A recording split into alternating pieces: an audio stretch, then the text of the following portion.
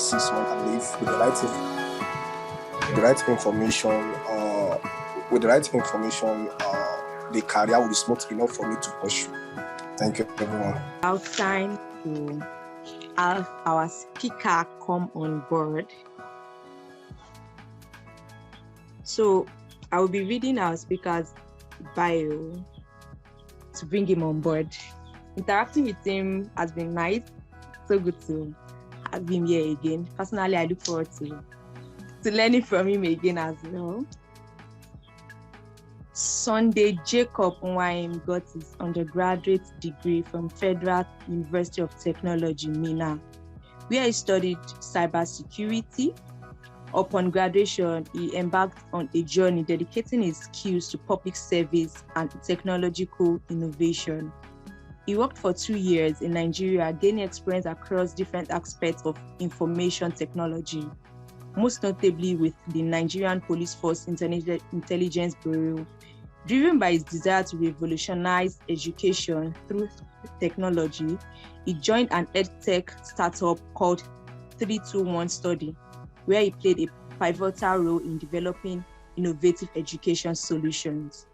Sunday's exceptional academic achievements, extensive leadership experience, and commitment to community engagement did not go unnoticed.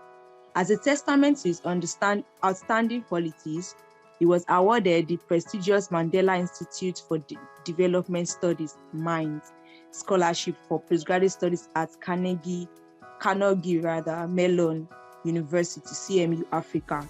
While at CMU, he continued engaging with his community.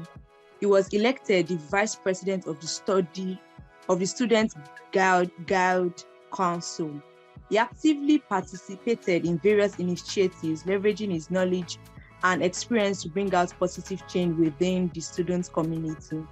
He excelled in all areas of his studies and extracurricular activities and was awarded a travel abroad opportunity to complete his master's degree at the Carnegie Mellon University campus, Pittsburgh, Pennsylvania, USA.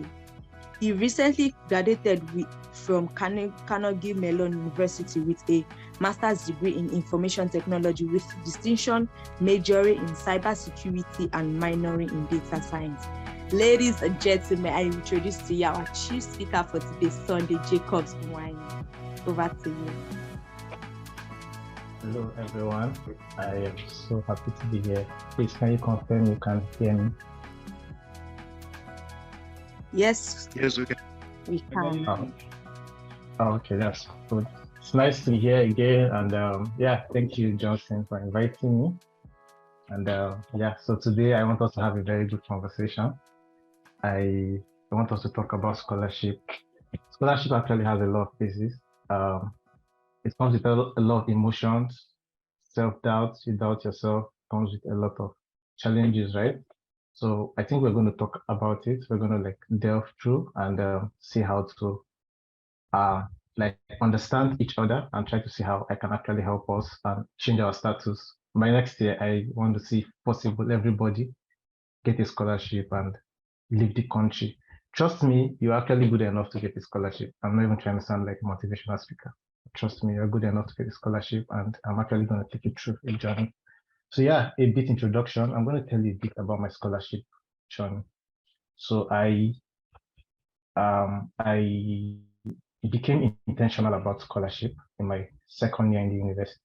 So I graduated from Federal University of Technology, Minna, spent 5 years in the university.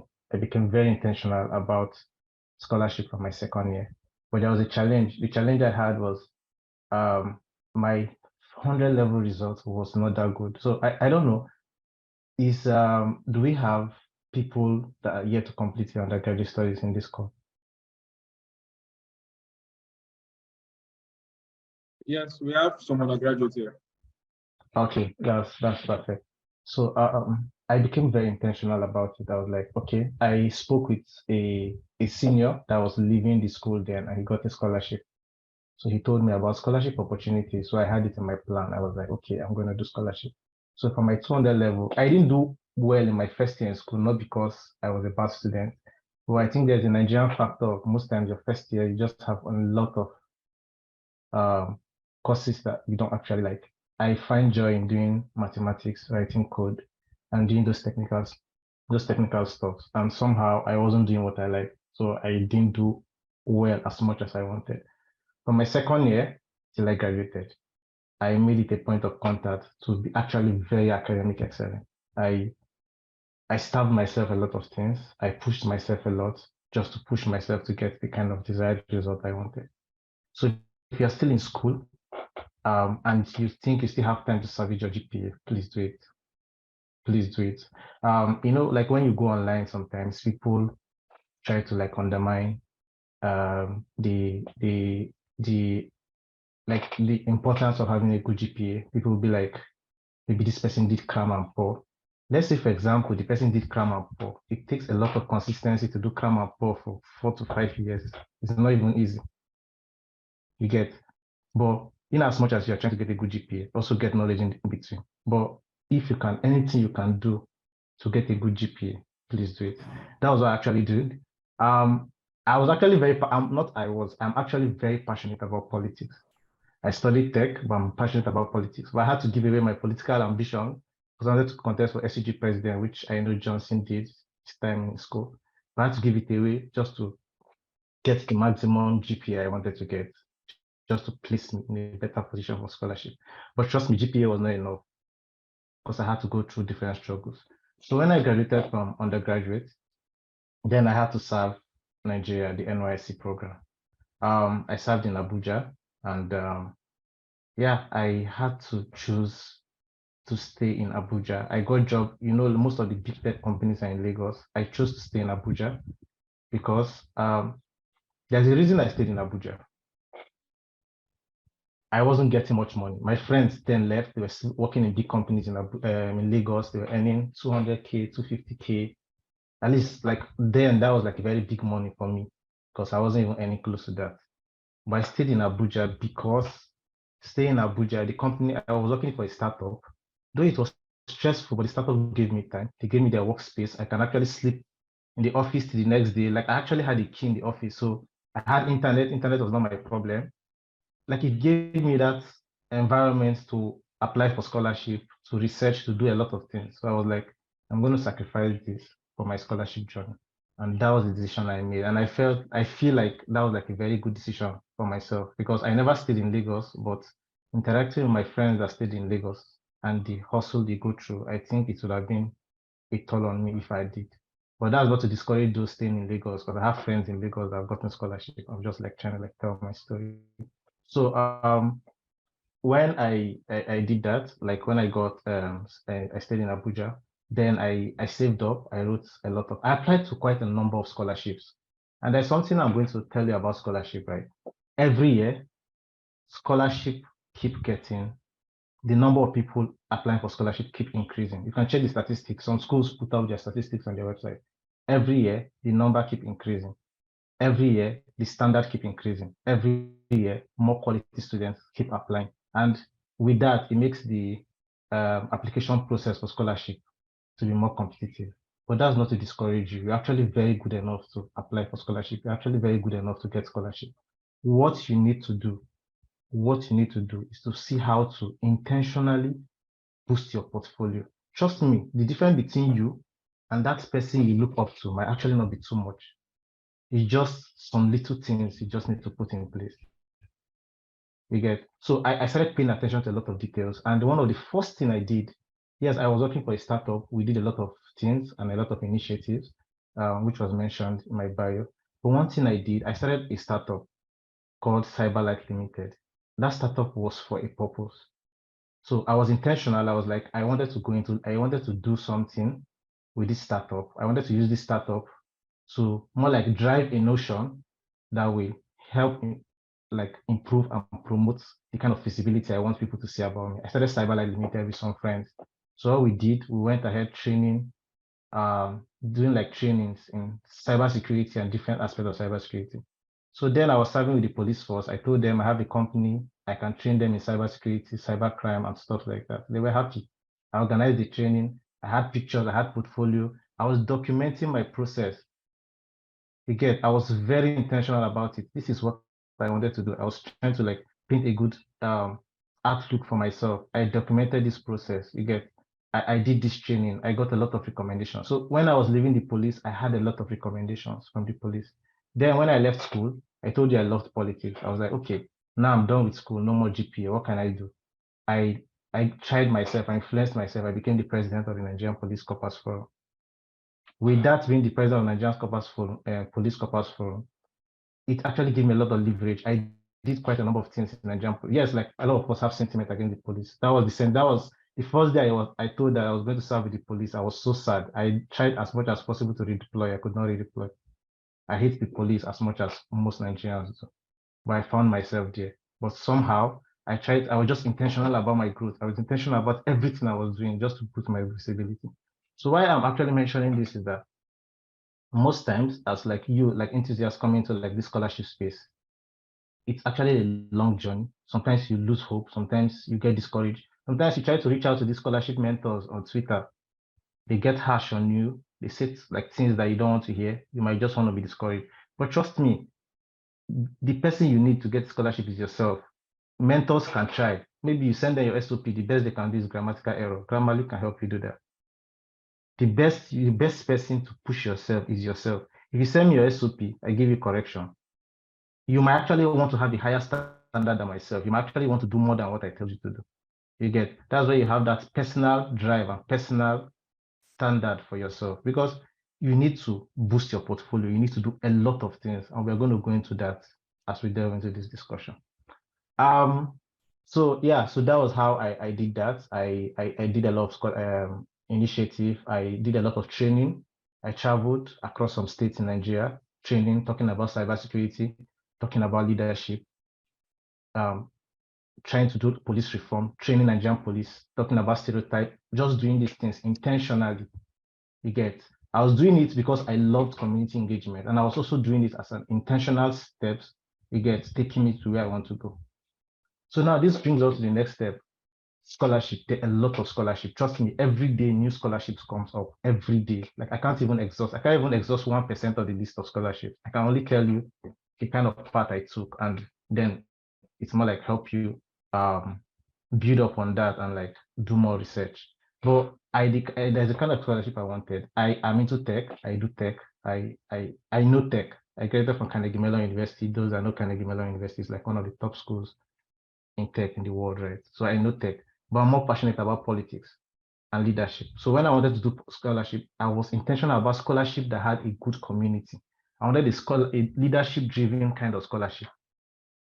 I was like, I want to be in a community of scholarship that have a good network. I feel like that's going to help me. My number one choice of scholarship was Chevening. I got bounced in Chevening. You get. So after Chevening, I tried some other scholarship, but that does not mean that was the only scholarship I applied. I applied to everything, but Chevening was my priority list. I had like list of scholarship. Chevening was my priority because I saw Chevening network. They had good network. The alumni are doing amazing things. They had that support. That was the kind of thing I saw for myself. Until I found out about Mandela scholarship, I was like, okay, this is like a Chevening kind of like scholarship that is in Africa. And trust me, Mandela scholarship is a great scholarship. There are a lot of great institutions in Africa that can take you. Like a lot of countries in Africa are doing great. A lot of countries in Africa are doing so great that most times we are just so focused on wanting to go to US. That is like US, Canada, that's like the major destinations we all want to go to, right? But trust me, some of these schools in Africa can take you. Schools like UC, I've worked with people from University of Cape Town in South Africa. Cape Town in South Africa is so good. Their school can match some schools in the US and in UK. They're very good schools, and there are a lot of scholarships in that school. We're going to get into that. So yeah, basically, that was like my story to my Mandela scholarship. I was intentional about building my portfolio, and I built that kind of portfolio I felt will position me in such a way to get scholarship. And trust me, I didn't do this alone, but I feel it was like a steps, and which I'm still going to dive into. So now, the next thing I'm going to talk about is different scholarships. I'm going to start from Africa. I'm going to start with the scholarship I have, which is my Mandela Institute for Development Studies. Please, if you have questions, you can talk through the host and co-host. I'll be happy to answer your questions. If you feel I'm going too fast, it also call my attention. I think I speak fast, but yeah, I am trying to like cover everything I have, and do it within a good time space. So yeah, the first scholarship is MIND scholarship. That is Mandela Institute for Development Study scholarship. MIND is actually a very prestigious scholarship that most people don't know about. MIND actually let Africans from one country to study in another African country. And you don't just go to any university, you go to some selected universities. So mine has like about less than 10 selected universities across Africa. And these universities are top schools with high rigorous. Some of them are international universities with campuses in Africa, like my school. My school is a US school with a campus in Africa.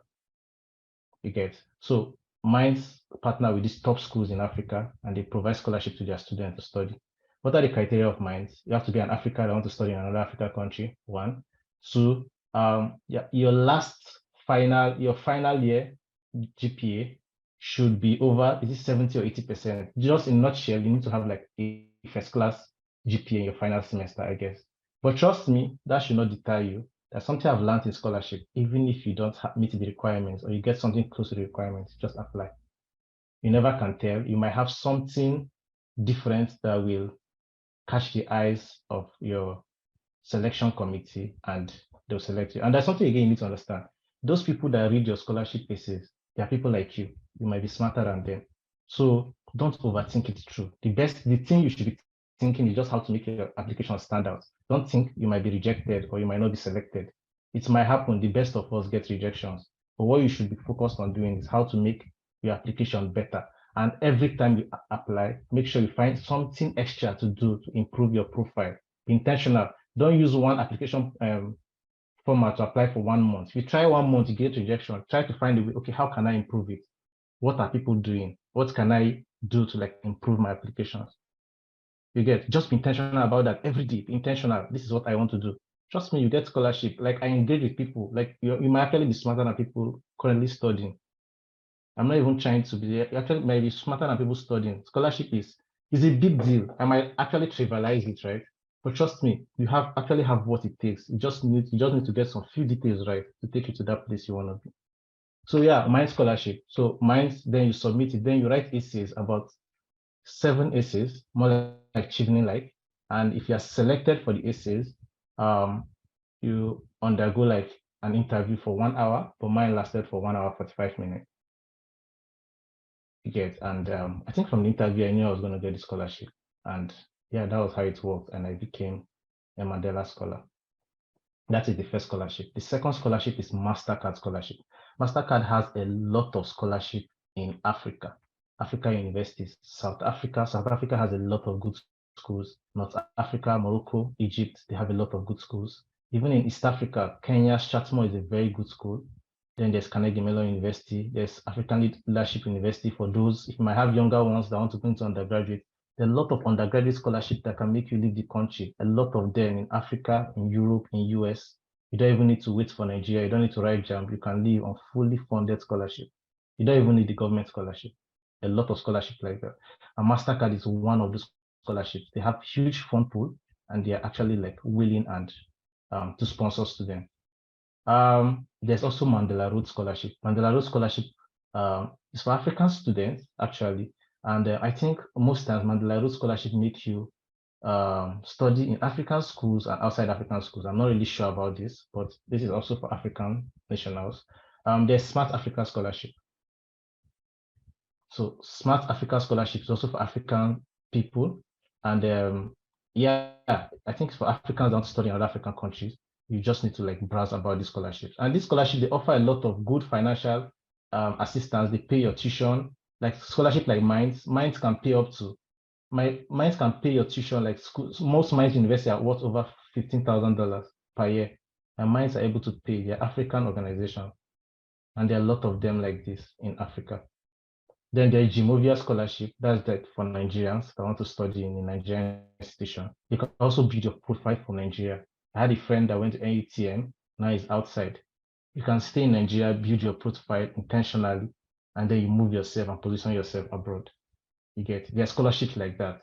You get, and one thing I should advise you to do, try as much as possible to engage in this scholarship website.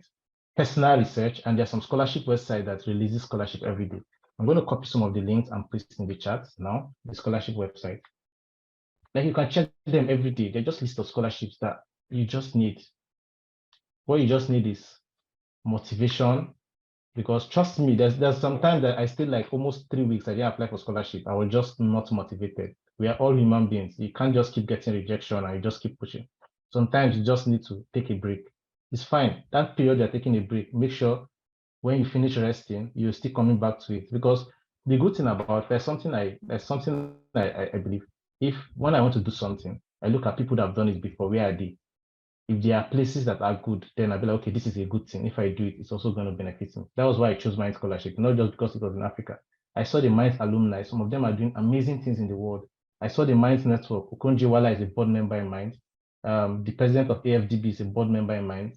I saw a lot of great people. Mandela's former wife, Gracia Michelle, is a board member in Minds. Like I know her. I saw these great people. I was like, okay, I'm going to like be in midst of greatness. So this is the kind of place I want to go to. So I think this is the kind of thing we should have. So I posted some links that you can actually like go through. They post scholarships almost every day, and you can just go through there, search for scholarships, do individual research. So this is like for African scholarship. And for MasterCard scholarship, I'm going to send the MasterCard link. Does anyone have a question? Can you all hear me? Can you give me like a thumbs up or Yes, we something can to hear show that? you. Okay, We that's can hear good. you. Okay. Yeah, thank you very much. So this is so now let's just move from Africa. Let's go to Europe. This is not the exhaustive list of scholarship in Africa. Trust me, there are a lot of scholarship. There are a lot of scholarship targeting women. I'm not even kidding. As a woman, you can position yourself with a good academic standing, with a good plan. There are a lot of scholarships that can make you leave the continent. Just keep applying, keep searching. Information is the key. Like somebody mentioned, information is the key. And if you get that information first, trust me, that can just transform you. You don't even need like just make sure you're actively seeking for information. You're actively seeking. And that's something I've learned about scholarship. If you apply, scholarship is like job, because I have friends with a lot of recruiters.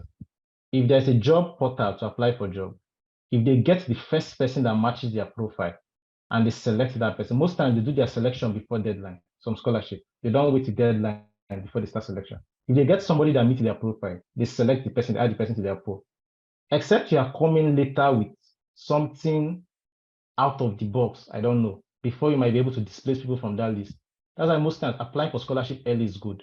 The scholarship starts on, let's say, August 15th, and it's like 3 months.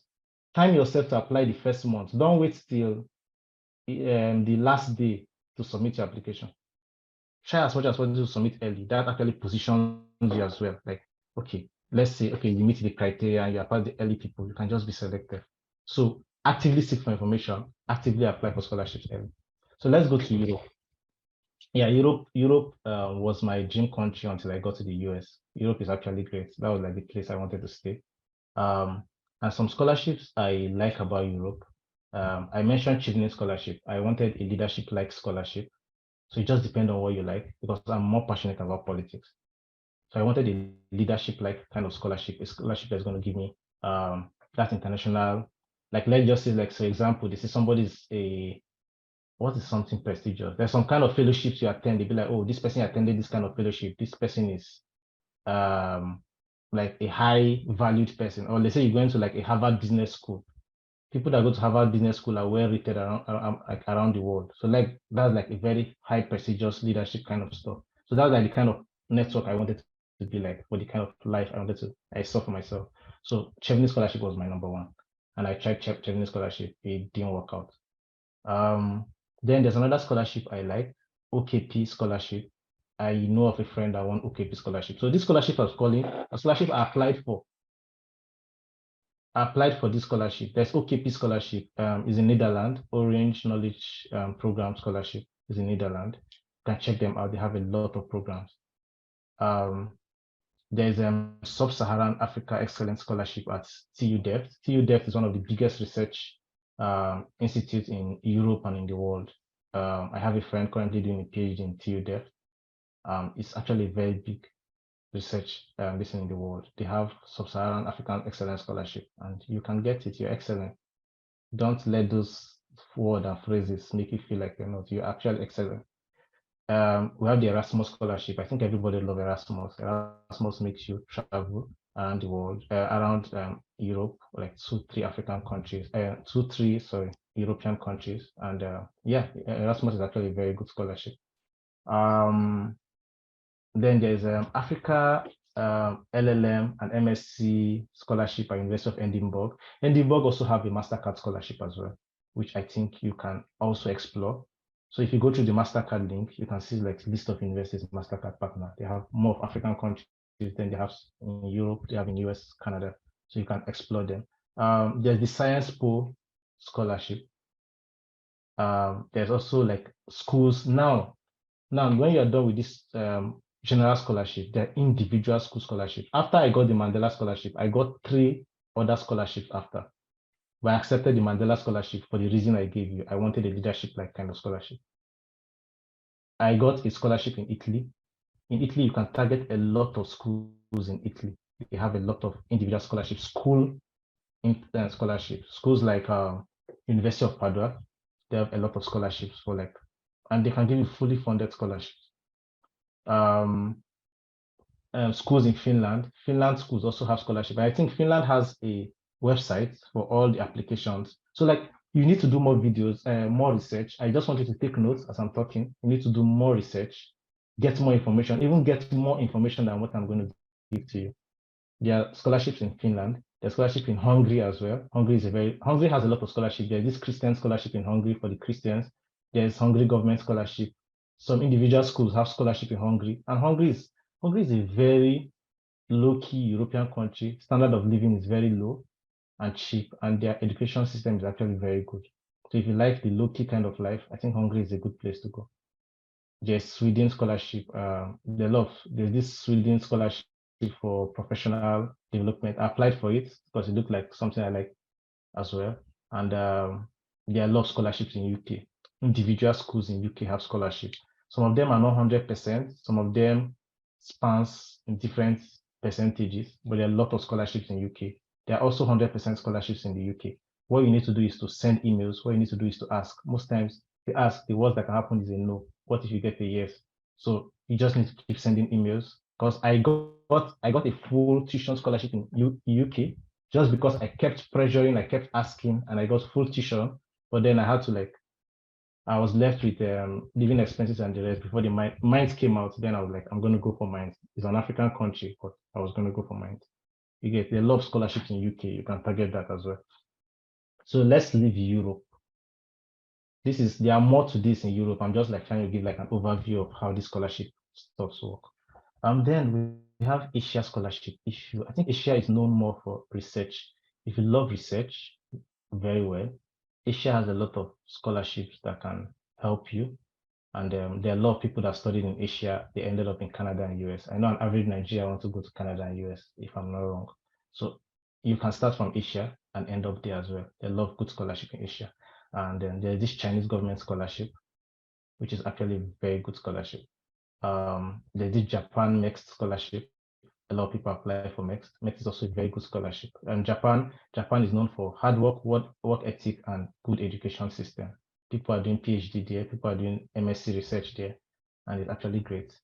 There's scholarship in Malaysia, Dubai, Qatar. Like those countries, they have individual scholarship. You just need to go check for these schools, go through the education website, send emails to their program manager. I'm a student, what are the scholarship opportunities you have? Trust me, they will reply to you. That is their job. Those people come to the work looking for who send them an email for them to reply. So what you need to do is identify these people and send them an email. You don't need to wait for the website. Trust me, you can just see something that you actually don't know about. And there's something I come to understand in scholarship, even in my school, the lab I am working for, the professors don't advertise that they're looking for students, right? But they actually want students. So what you need to do is send that professor an email, and you never can tell. Hi, Israel, can you mute? Yeah, so you never can tell. Just send an email. We'll get to that. So that is that for Asia. Those websites I sent for those schools, you can get the scholarship. You can do personal research. And then Australia has the Melbourne Research Scholarship.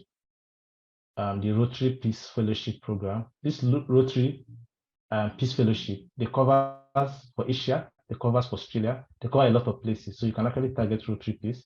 And they also have the University of Sydney International Scholarship. They have a lot of, University of Sydney is a very big university in Australia. They have a lot of scholarship. You just need to browse, research, send emails. You never can tell, you might be heading to Australia. And then finally, let's go to US. US is one of the easiest countries to get scholarship. I feel like a lot of people don't know this. US has over 3,000 universities. You get, and these 3,000 universities, right? Most professors, like not all professors, like every department has like professors doing research, and these professors need research assistants to help them. And these research assistants, most of them are willing to employ PhD students to help them do research. There are over 3,000 universities in US, right? And there are, my value might not be accurate, but trust me, there are thousands, tens of thousands of professors in the US looking for students every year. All you just need to do is to send cold emails to them. You don't need to wait for somebody to come on LinkedIn. I'm looking for a student. Then 500 people send email to that one person. Then there are a lot of emails. The person just have to do random check. Anyone that comes to his mind, the person picks. No, you don't have to like, you can actively, most of them don't even advertise. When you send them an email, I'm ready. You might just be a good, oh, let's just add this person to our group. US is a place you can just click. If PhD is something you want to do, if PhD is something you want to do, personally, I wasn't chasing PhD because I wanted to do a master. But if you want to do a PhD is actually a big deal in the US. If you want to do a PhD, trust me, US is the easiest place. You can just move out. Just send that cold emails. Keep sending that cold emails. Target schools, target states. You can start with schools. You might start with like states that are actually less expensive in the US. Johnson is in Missouri. Missouri is actually a very conservative state. When I visited Missouri, I told him if I stayed here, maybe I would have built a house in my village because the states are actually cheap. Some states are very expensive.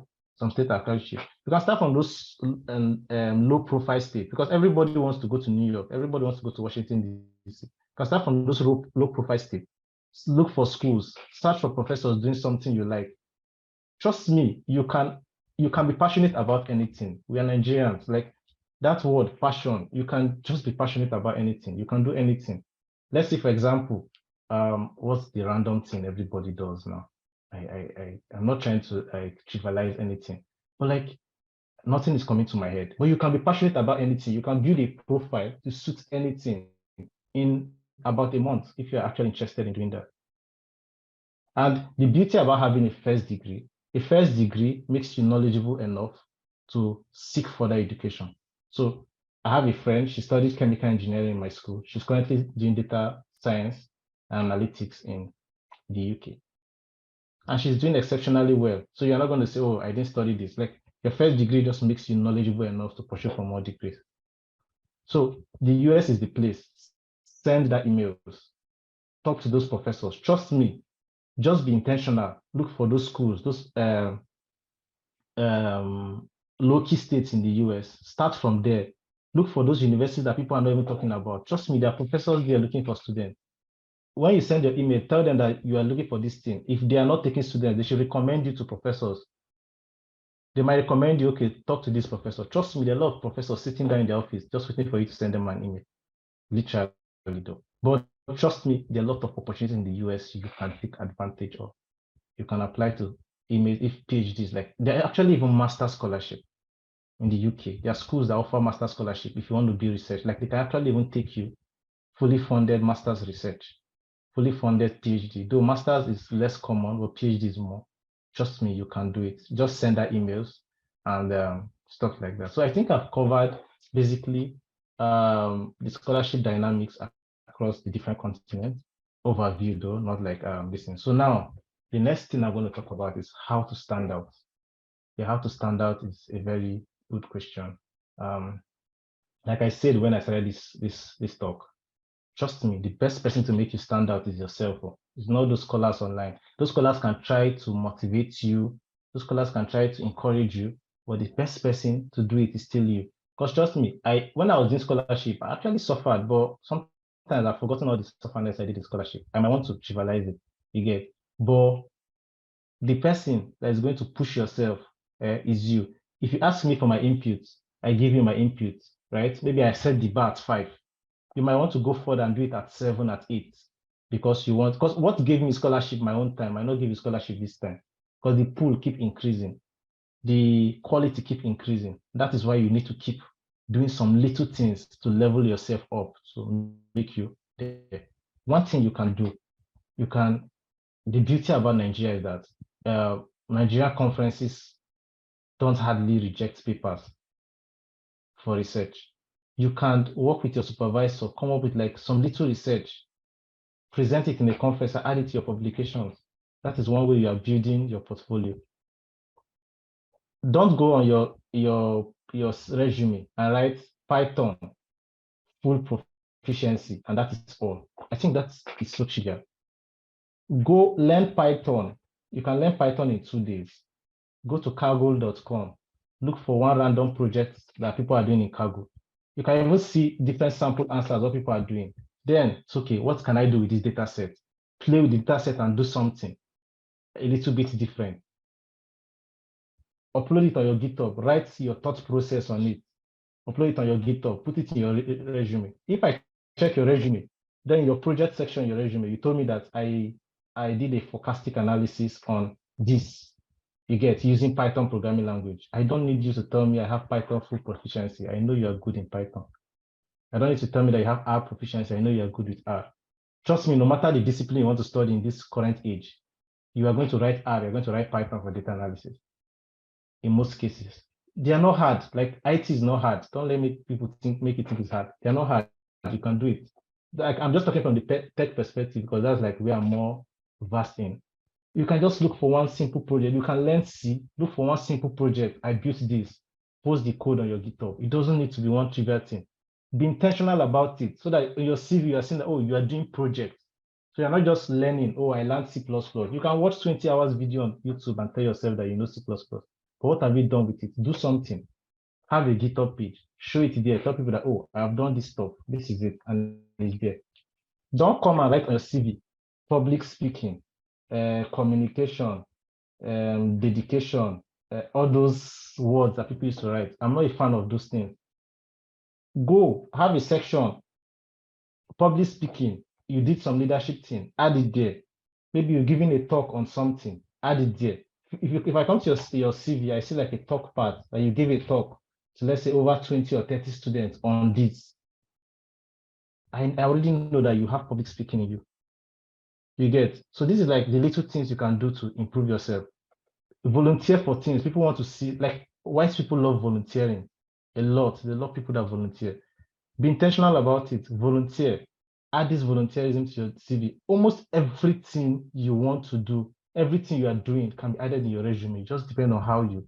Trust me, there's no perfect CV. I see online people say this CV format has gotten me 500. Yes. I just feel those things. I don't know. I'm not trying to disregard it, but those things does not really sit well with me. You can just be intentional about your CV. Just do the right thing. Put the right words. All your accomplishment statements. Try to find a way of putting numbers. Like in my CV, when I did the training, I trained over 200 police officers and over 1,000 people on cybersecurity. I had reach. Twitter is actually even beautiful. If I send a post, I have engagement and reach.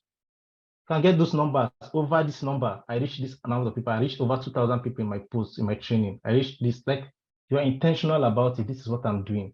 This is what I have done. Add it to your resume. These talks. You wrote this paper.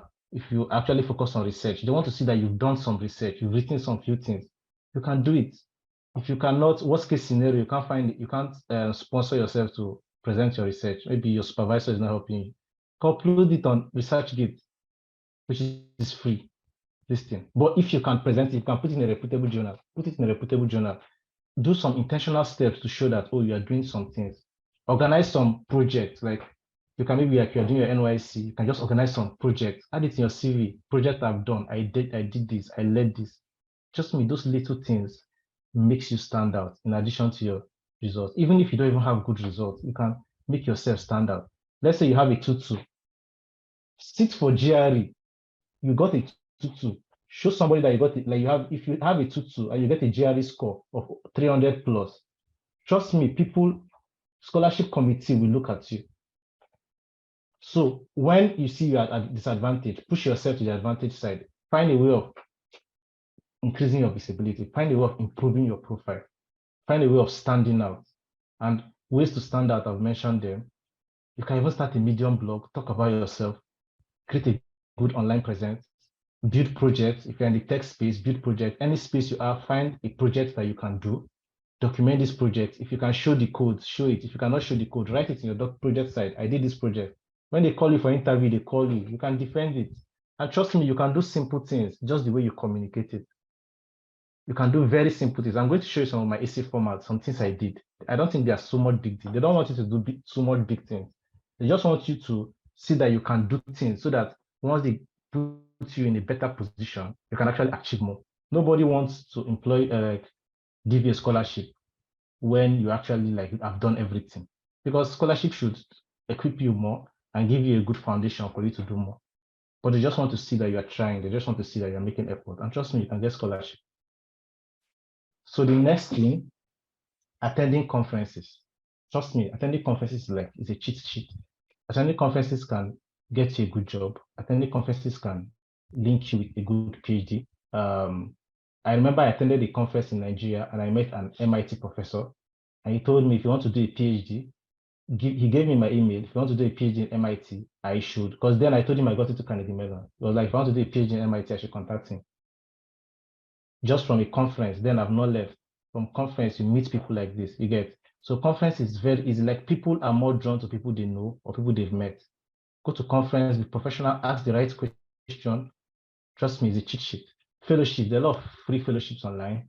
There are a lot of fellowships. Some of them can actually even make you travel. Conferences can actually make you travel out of the country. Some friends of mine traveled to the US for a climate change conference this year here in the US, in Miami, I think around March. They just applied for conference and it was fully sponsored. There are a lot of fully sponsored conferences that can make you travel out. And trust me, these things are things that help. Most times you might not even present paper. Those scholarships can just make you meet the right professors, make you meet the right people, and it also helps in your CV. I attended this conference, this reputable conference. Take fellowships, take online courses, but don't just take online courses and put certificate of completion alone. You do like a Python course, go on Kaggle, look for one simple project. It might just be like 10 lines of code. Do one little project, visualize some things, show them that, oh, I designed this. Then you explain what you did, write some good technical words that back what you did, put it to your resume. This is what I did. It sounds more professional. It puts you in a more better light. Yeah, so recommendation is another thing. So I'm going to tell you what I did in my recommendation. I knew I was going to apply to a number of scholarships. I can't even keep count on the number of scholarships I applied for, but I know they were quite a lot. So what I did, I built a good relationship back in school. So I told my professors, I don't want to stress you, but can you give me a recommendation, no matter how generic it is, and send it to me in Microsoft Word document, and give me the permission to edit it the way I want to edit it. Yeah, so I built good relationship with them, and I targeted doctors. Because trust me, when you come, like in the US, everybody that teaches you have a PhD. In Nigeria, you see some school having MSc teaching. The MSc teaches I think, I don't know, but like my school, everybody that taught me was a doctor. So target doctors if possible, make good friends with them, get a recommendation, make it be in Microsoft Word document. So any scholarship you want to apply, if you're applying for a leadership scholarship, there's some things you want to highlight that you did. You highlight it, write it in a professional way, and then you submit it. Like, those kind of things can help you so that you don't actually have to do like back and forth professors, because trust me, they are also busy. So if you can get that, that will really, really help you, and get as much recommendation as possible. Get like 2 or 3 from your professors. You get industry people as well. Some top police officers were recommending me then. I knew a lot of top police officers. They were recommending me. That's like anywhere you go, be intentional, make good connections, get those recommendations. They can help you with a lot of things. Good online presence. Yeah, like you can create good online presence. There are a lot of social media in this world. You can just, maybe LinkedIn, you can just tell yourself LinkedIn and Twitter, or LinkedIn is just going to be like my very good branding, please. I'm just going to brand myself very well. We all post, like me, I post memes as well. I laugh about memes. You get. So I post my memes on my WhatsApp. You might actually think I'm not a serious person, but that's fine. I post memes. But like my LinkedIn, I try as much as possible to build like a very good brand on LinkedIn. I build very good brand. I post very quality content anytime I can. I just try to like engage a lot of things, build that good online presence, reach out to people. So if I go to your profile, you send me a message. Most people, before they respond to you, they check your profile. They check your profile, like who is this person? Like if your profile is so good, they respond to you most of the time. So build a very good brand, especially LinkedIn, and reach out to these guys. A lot of them, they use LinkedIn. Surround yourself with people with the same vision and fire as you. Trust me, this is fire. So I have a best friend. My best friend is actually studying in Missouri, the same school with Johnson. So when we wanted to leave Nigeria, he's more of the academic person. He wanted to do a PhD. I wanted to do a master. You get, but we were so pushing each other that we promised ourselves that we're going to leave Nigeria. I left Nigeria in July 2021. He left in August. So like that was the fire we had. So we're always pushing ourselves, checking on ourselves. Have you applied for scholarship? Sometimes in the evening we're on Zoom calls together, just keeping ourselves accountable. You get, and my best friend is savage. Like I can write an essay and send to him, bro, this is what I wrote, I want to apply. You'll be like you don't want to leave Nigeria. He's very savage, like he doesn't lie to me. So the both of us were just very cool. So we know how to we push ourselves. So what I'm telling you, that why this is very important is that it gets to a point in scholarship, you lose drive, you are tired, rejection letter every day. You lose drive.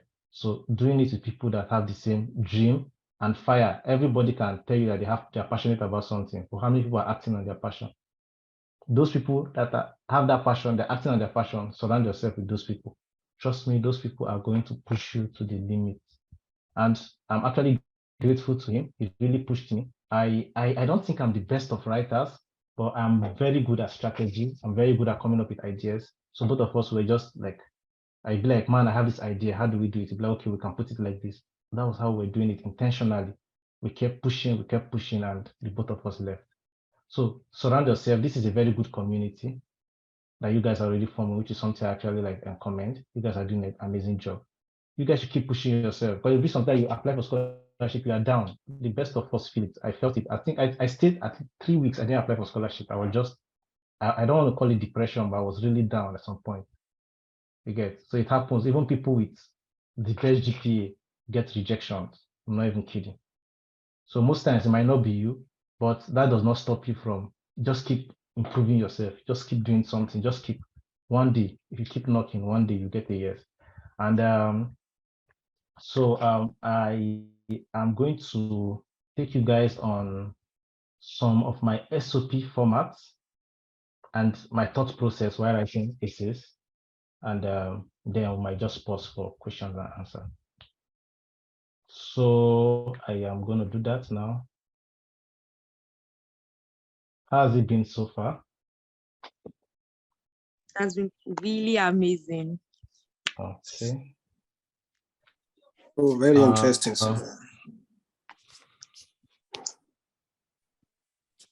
Very, very powerful, to be sincere. It's full of lessons. Really enjoying you here.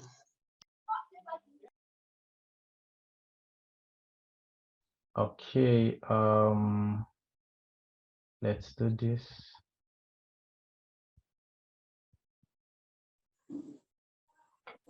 So this is like an essay I wrote for my mind scholarship, and I'm going to like talk you through this might not be the best, but like I just want to talk you through my thought process. You get, and how I actually go about writing. So they say just describe yourself and the experiences that shaped your current views about Africa, and include a description of how you've exposed and interacted with other Africans.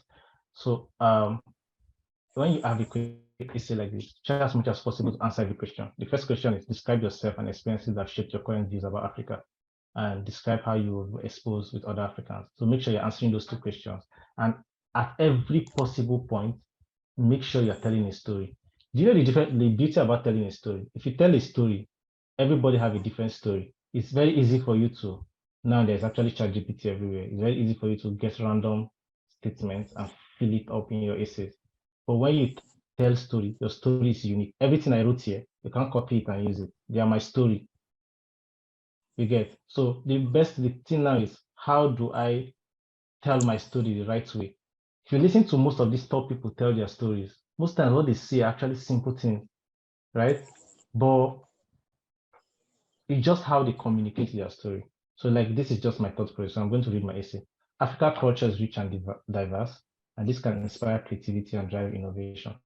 As a graduate of computer science with a specialty in cybersecurity from FUTMINA, my passion for academics saw me graduate among the top 10% of my graduating class and got me a referral from my lecturer, Mr. Issa, to join 321 Study Limited, an online preparatory school for ICANN and ATS. The team objective was to help improve digital literacy among Africans by bringing education close to them. We have been able to build a brand that has over 10,000 students using our platform to prepare for ICANN and ATS. This is a clear indication that Africa can adapt to technological change. I'm just trying to sell this last statement. Africa can adapt to technological change.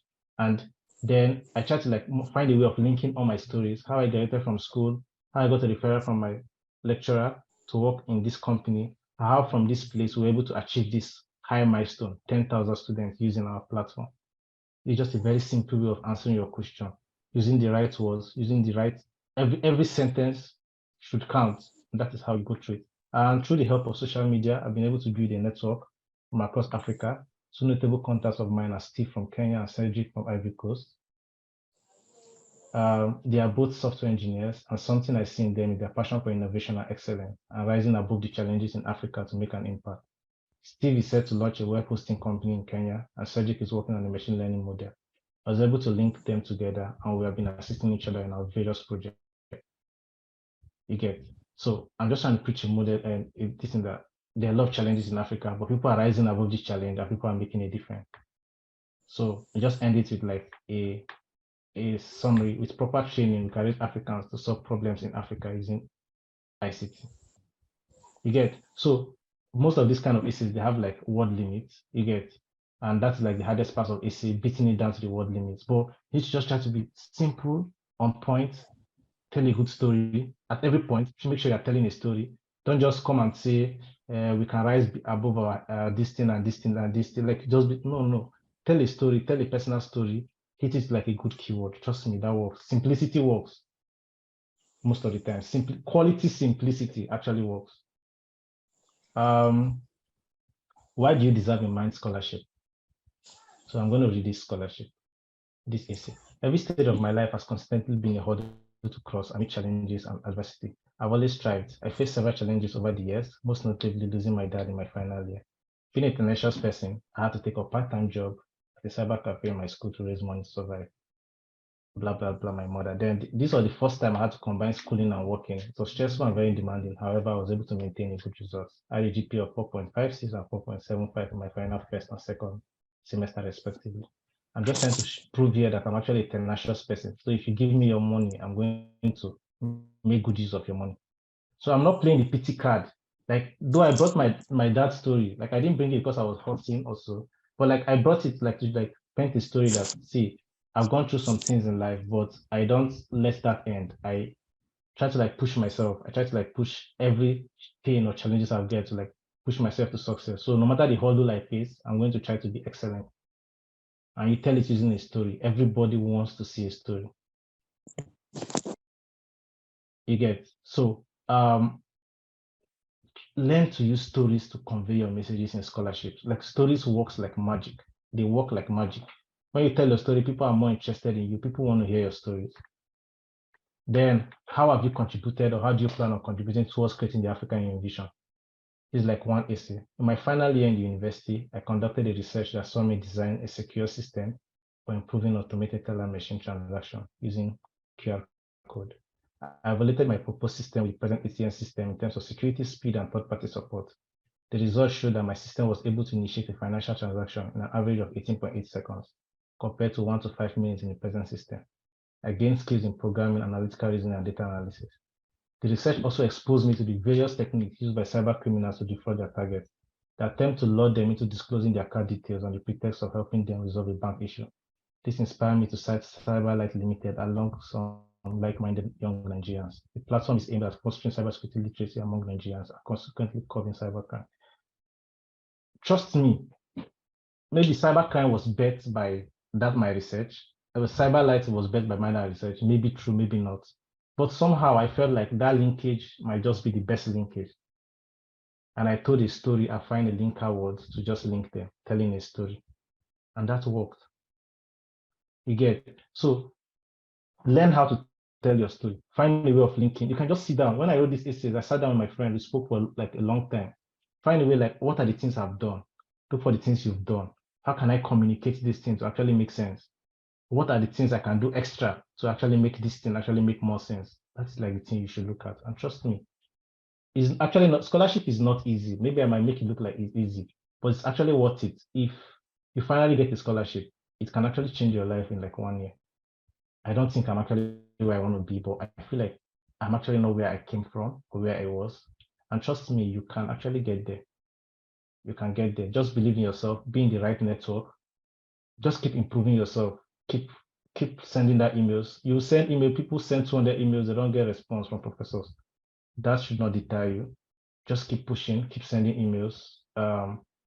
Keep aligning your emails. Like, if I'm sending this email to this professor, I should find a way of trying to align what I'm sending to his research. Just find a way of doing it. It's not easy, like editing different emails every time. It's actually not easy.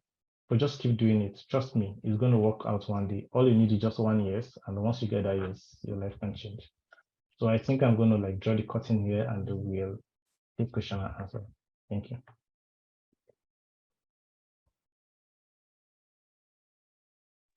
Wow, that's so interesting. Thank you so much, Sunday. Thank you so much. You really walked us through the process in details. Thank you so much. So yes, I want us to alternate two patterns of answer our question. If you have question you would like to ask personally, I want you to just raise your hand. So once we take one of those that raise their hand, I'll be reading our questions that was sent in the chat box. So while I wait for those that will raise their hands, I will be reading one of the questions sent to the chat box rather. So I think the first question here is, how do I get emails of professors to send cold mails to?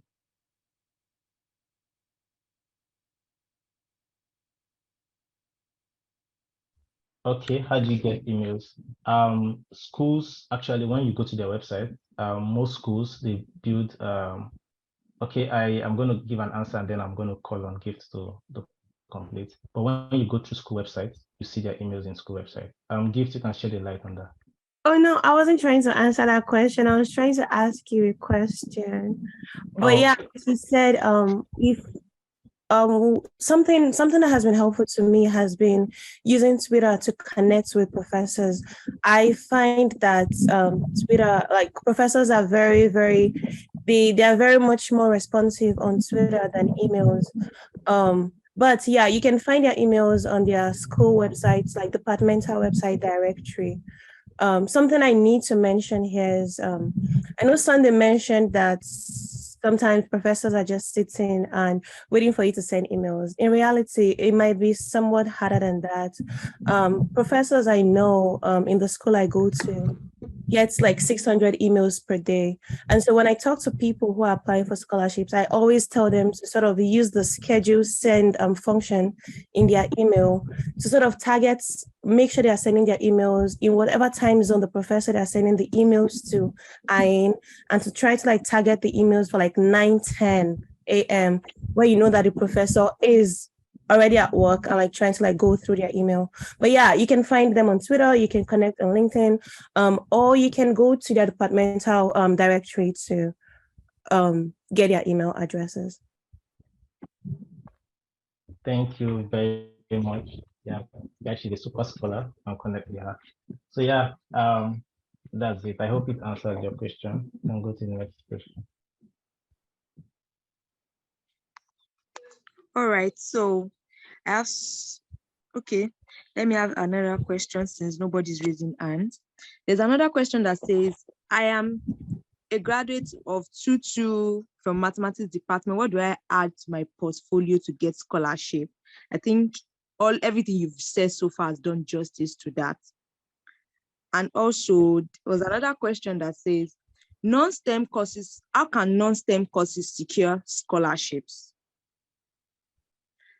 And also, I think everything you said was not just streamlined through STEM. So non-STEM can actually use this process that he walked us through during his talk to get their scholarship as well. Or is there anything Sunday wants to add before I go to the next question? Okay, so for non-STEM, I have a friend doing it. You get, so there are PhD opportunities for non-STEM as well. PhD is not just for STEM, so you can actually apply, send emails to professors, and you can get PhD funding for non-STEM. Erasmus scholarship also have like a lot of non-STEM programs. You check their scholarship catalog.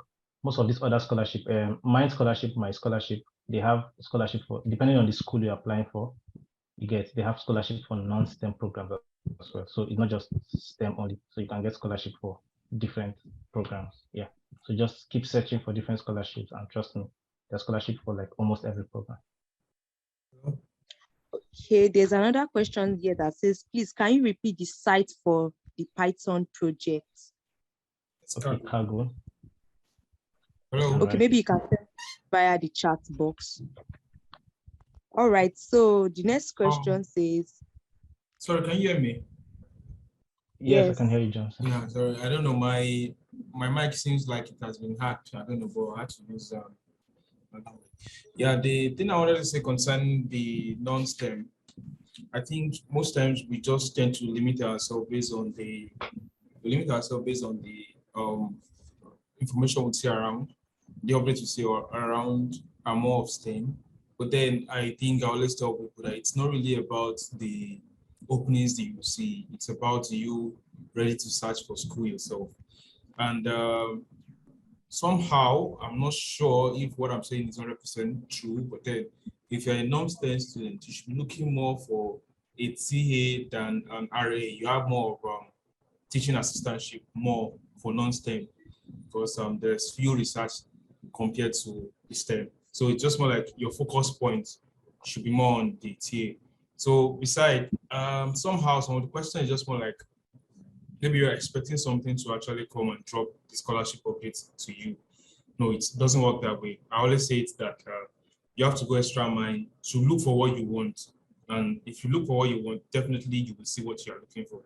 So that's why I just want to add to it. So we'll continue to that question. All yeah, right. I want to say something. I know someone that that did an ACCA, accounting professional exam, and he more like applied for like a master's in like business analytics. So business analytics is like a STEM program that combines business and analytics. You get, so that more like gives you, like, if you're coming to the US, STEM programs have some kind of like advantage, like some kind of advantage in terms of like work authorization and longer stay and stuff like that.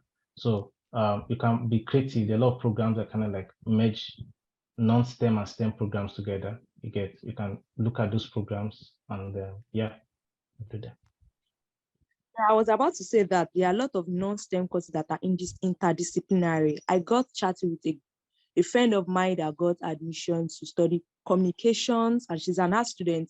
So she was telling me that later on she wants to still switch to agricultural communications because she's very much interested in farming and all, from somebody that has a background in art, like she's an art student. So you could shoot your shot to to interdisciplinary courses that allows any field, any background, as long as you have something in line with that course, so you can apply to courses like that as well.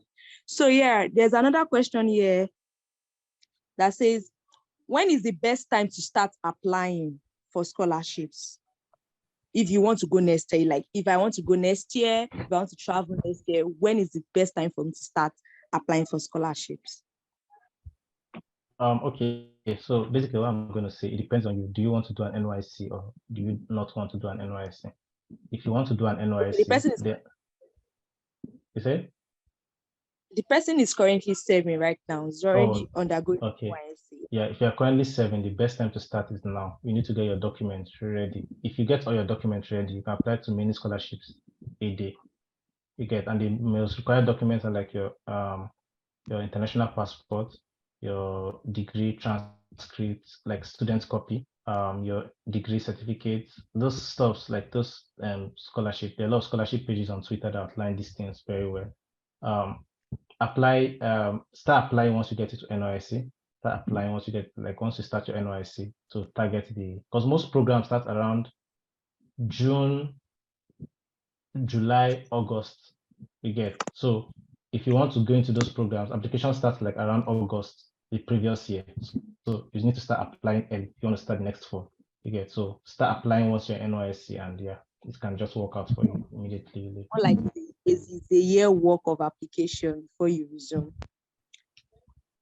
All right. So another question says, I would love to ask, how can one get a good recommendation, and how can I build my research experience here in Nigeria? Okay, getting a good recommendation, I will say is this, like, on my personal experience, is on like having good relationship with the professors back in school. You get, because writing recommendation is hard, like, constantly. So that's why you need to like build a good relationship with them so that you can get recommendation from those your professors. You get, and another way that you can get recommendations as well are like working with. So there are professors that I didn't teach me, I got recommendation from. So telling those professors that you want to work in their research. Trust me, most of these professors, they are willing to accept you in their lab, especially undergraduates. They're willing to accept you in their lab to like help them do research. So tell them that you want to do research for them, volunteer your time, and they'll be happy to give you recommendation. Just build that good network. And then industry as well. I just feel like it's relationship, just building good relationship. Because most times the people I talk to, when I tell them for recommendation, they are really happy to want to give me recommendation. And also, that trick I told you about, tell them if they can send you recommendation in Microsoft Word documents that you plan on applying for like a lot of scholarships. So the Microsoft Word document should have their signature and stuff like that. So that will really help. Yeah, Johnson, you can go ahead. Yeah, I actually wanted to ask questions concerning recommendations, although people did not ask. It's just something I want to bring out concerning recommendations. So I just want it more like a conversation for us concerning recommendation. First, let me share from my own experience. Like one thing I always tell students: if you don't have a good relationship with your lecturers back in school, start calling them, send them happy Sunday message today.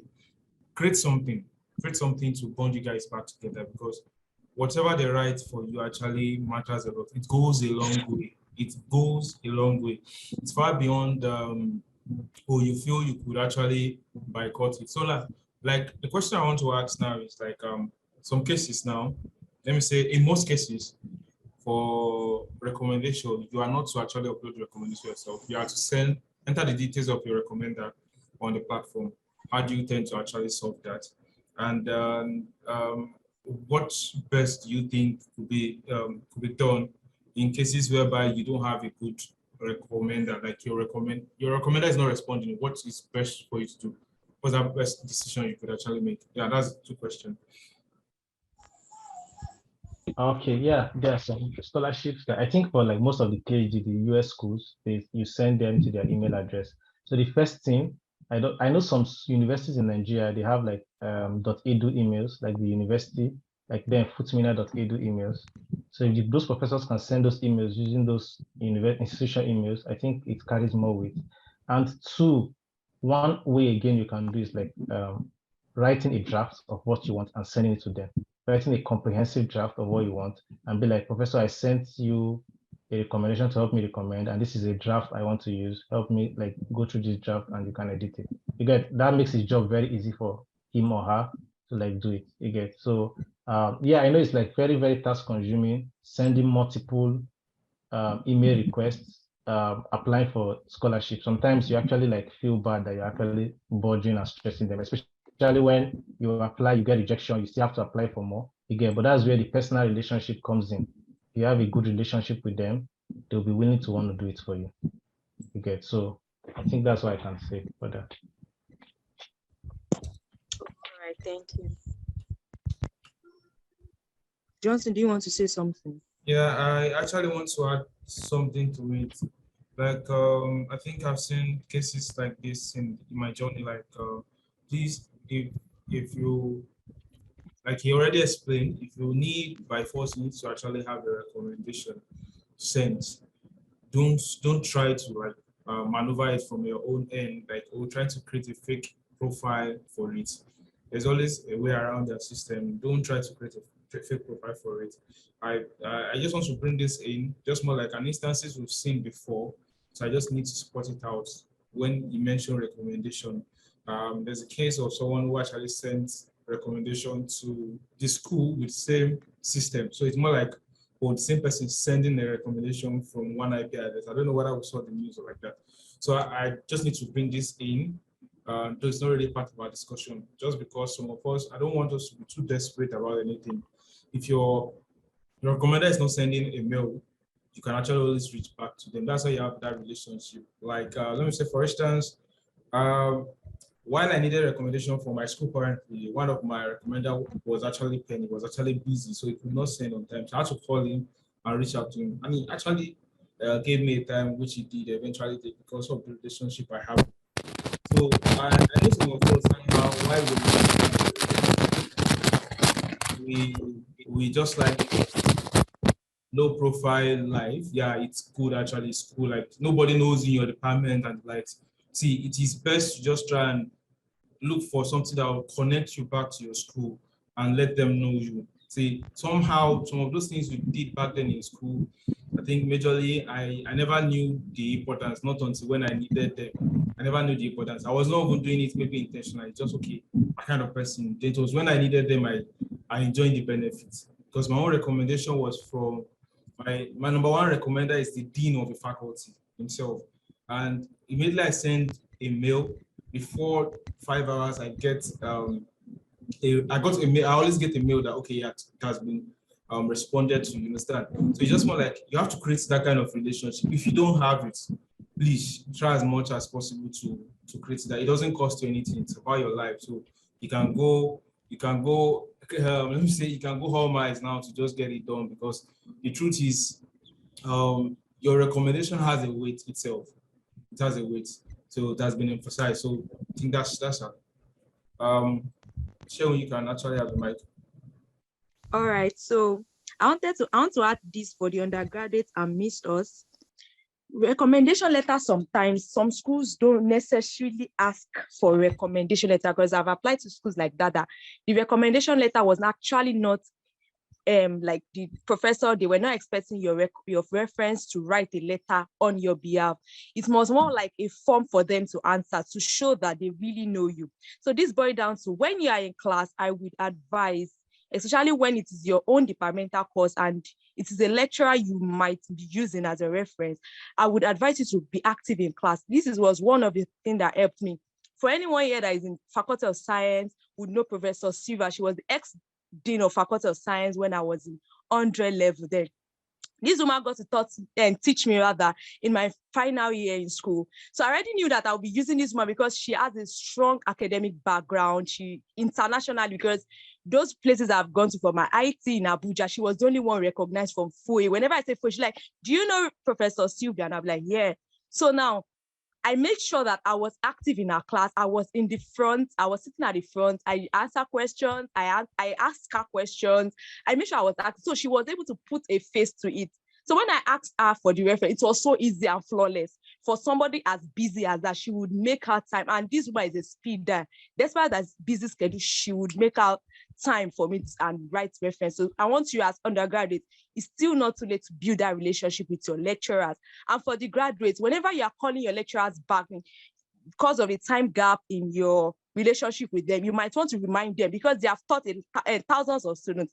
So you might want to remind them of who you are so that they will not be answering something else when the school sends them the form. So they will not be asking something else about you. So they can remind them and can walk them through, okay, this is what I've been doing. This was what I did in school, just to remind them of who you are. So that's what I just want to add concerning this recommendation of a thing.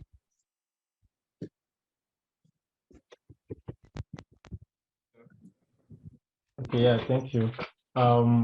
Yeah, so I'm going to talk about people trying to like find their way around recommendation. I feel like one strong thing about academics is ethics. You get ethics is one strong thing that is really upholded in academics. And as someone that wants to go into academics, you need to have that high ethics in you. There's something called academic integrity. Like most times, like most schools in US is like a big thing. You are not supposed to um, use somebody's work and call it your work. You get so like academics like actually calls on you to be ethical. So most times, try as much as possible not to do non-ethical things. Not because you will get caught, and most times when you get caught, it ruins your chances. But do it because of like that is what the path entails from you. And trust me, the ethical things are not that hard to do. You get just come up with like a format for your professors based on what you want to do and send it to them. You get, and I feel if you send them like a draft, it helps them to build something very beautiful. Yeah, so JOF, you can ask the question. Thank you so much. Thank you so much for having this section with us this evening. Can you hear me? Yes, I can hear you. Okay, thank you so much. So in regard of GMAT and English proficiency in writing higher TS, what are the things that we need for us to have a effective result? Because to both exam, it's not easy to pass. You know, I've actually researched more about that. So it's not actually easy to pass. What are the things that we need for us to pass that particular GMAT and the English proficiency test? So that's my question. Okay, I didn't write GRE, but I'm going to like tell you the story. I wrote IELTS. I wrote IELTS and I scored quite high in IELTS. And I didn't attend any training. I just used some YouTube videos and I practiced. But now for GRE, GRE is the most difficult one, which I agree with you. So my school actually had the GRE option, but they scrapped GRE for that academic year. So when they scrapped GRE, my friend I told you that's in Missouri now was writing GRE, but my school had like a technical test, a mathematical test that we're going to do. So I studied with him together. We had a lot of GRE materials, which I can't find now, but I can look for those materials and share with Johnson, and Johnson can share in the group. So we were just going through the materials together for like about 3 months before he went to write the GRE. So I think GRE is kind of like difficult because the questions are tricky. So the advice I can advise for GRE is building a community. It doesn't have to be too much community. It might just be like a people of 3 to 5 persons that are very motivated. So you guys can time yourself. We do this topic for this day or for this week, something like that, and solve questions extensively on that topic. I feel like if you have that good support system of people that are passionate, have the same fire as you get that can more like iron sharpens iron. Once you are getting weak, you draw strength from them. Once they are getting weak, they draw strength from you. I feel like that's not too big community, but a small community of determined people can really help you acing those exams. I feel like that's all I have to say. And maybe anybody that's written the exams can add something. Okay. From my own end, what I would say is that GRE is actually tricky. Like it's very tricky. GRE, you can solve a problem in 4 different ways, and you get 4 different answers, and the 4 answers are actually in the options. Covers the solution for myself was a platform, regmat.com. I had to pay, I think, $5 per month, and it has a well-detailed study plan. Like the study processes is actually awesome. I didn't check for IELTS, and I didn't check for TOEFL. I was actually interested in GRE. So I think if you actually need to write GRE, you can use the platform. Honestly, why you understand the tricks, because GRE is not really about whether you can solve it. No, it's the speed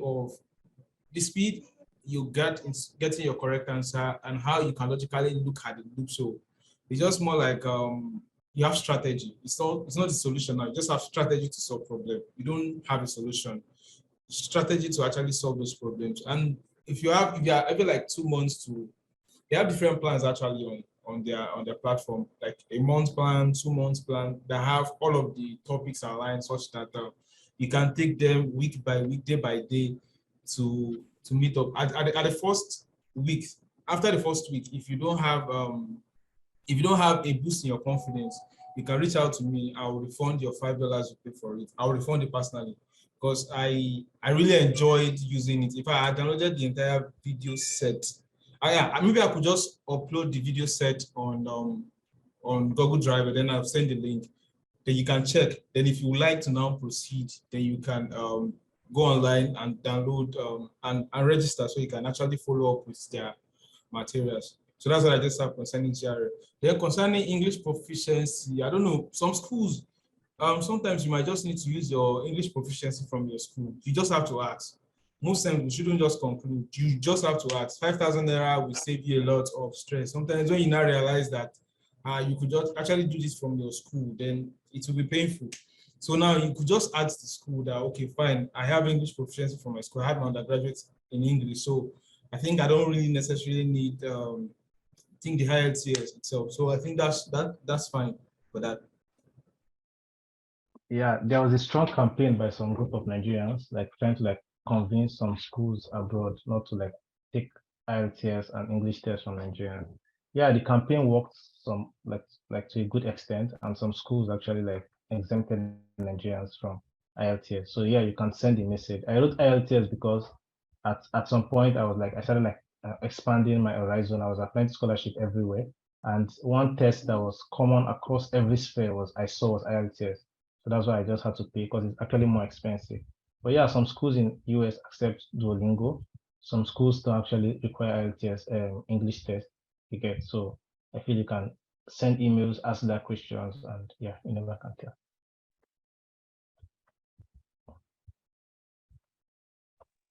Thank you so much.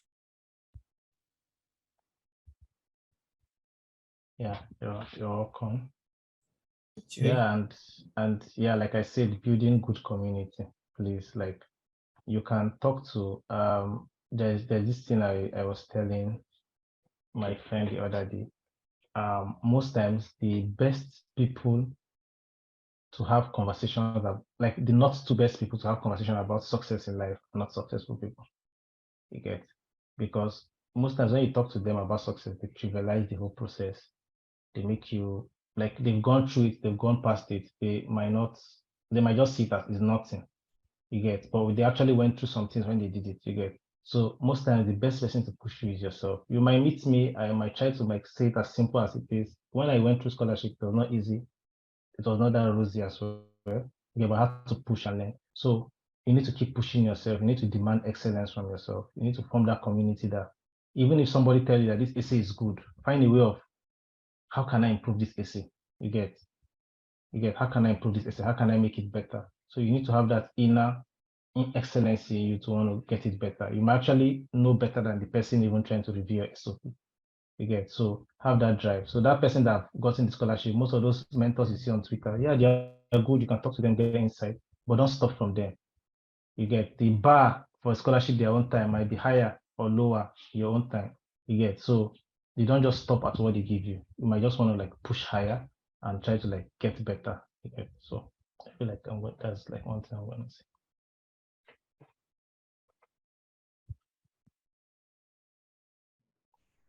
Okay. How was your first rejection letter like? And how do you deal with rejection? My first rejection. Okay, I think my first rejection, I can't actually even remember. But yeah, the first time when I started getting rejection, you get it. It started with okay, I can do it, till it now got to the point of, are you sure this is actually going to work? You get. So I think initially I wasn't really feeling bad. I was like, I'm in for this ride. I am going to do this. But at some point, it started getting to me. I started feeling overwhelmed. I started feeling weak, and stuff like that. But how I handle rejection, at some point, any rejections I get, right, I apply for more scholarships. If I get a rejection today I plan to apply for like about 10 scholarships. You get, so maybe 5 or 7 out of that scholarship, I give it my time, tuning my documents to align with them. Maybe like 3 or multiple, I just apply with my random document I have. So like I was just applying for scholarships. You get, so every day I was getting, like, let me even tell you a fun fact. When I got my mind scholarship, that morning I came to work, I was applying for scholarship. I didn't even know I had an acceptance offer until when I now was just going through my email. Let me see the rejections I have for the day. Then I now saw the minds. I saw the minds. They congratulations, because I did the interview 1 month. I didn't even hear from them. Then I now saw the minds. Congratulations, you've been accepted. So that's just how it works. You just keep pushing, and then you form that community. And another thing is, when you're in a community, like the way you guys know Johnson, when you're in a community, you see your friends getting scholarship, because there are people that I was doing it together with. They got scholarship. I was like, okay, if this person can get, I know this person personally, then I can also get scholarship. I feel like that encourages you. And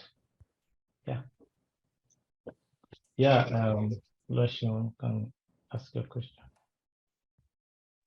All right. Yes. So I want to ask about after the application now, then you were invited for an interview. So how do you get prepared for that? I think we can touch that.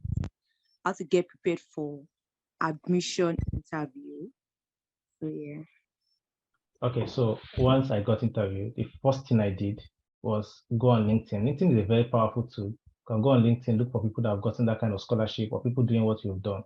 I feel like that's what I've been doing. I do it till now. If I get interviewed for a job, or I get invited for an interview for a job, I go on LinkedIn, look for people working in that company, try to get a feel of how it works. So once you're invited for interview, you need to ask questions. What kind of interview is this? What are they requesting? So if you're going for a PhD interview, you should have in mind that you're going for more technical kind of questions on that field. So the interview I was going for was Minds. Minds was more like a Pan-African. They already knew that you're good academically. They just want to see what you have, the vision you have for Africa. They just want to see the Pan-African in you. So that was where I need to understand my SOP very well. I need to be able to do intensive this thing. I organize mock interview with my friend, stuff like that. So the first thing you need to do is reach out to people that have gotten that kind of scholarship and stuff like that. That more help you get a direction of what you're prepping for. So when you get a direction, then you do mock interviews, then tell stories in the process. Trust me, everybody want to hear a story.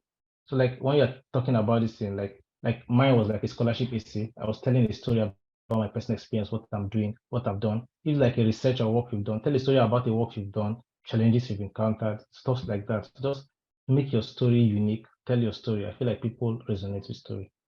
Yeah, and just 1 year. Somebody just 1 year. Just 1 year is all they need.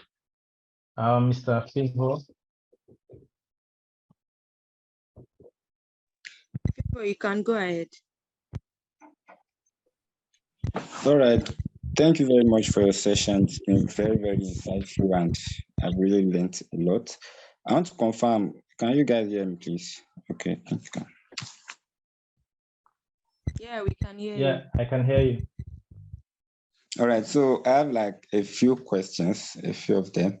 So to start with, I remember you mentioned your friend, your friend that was very significant in your journey.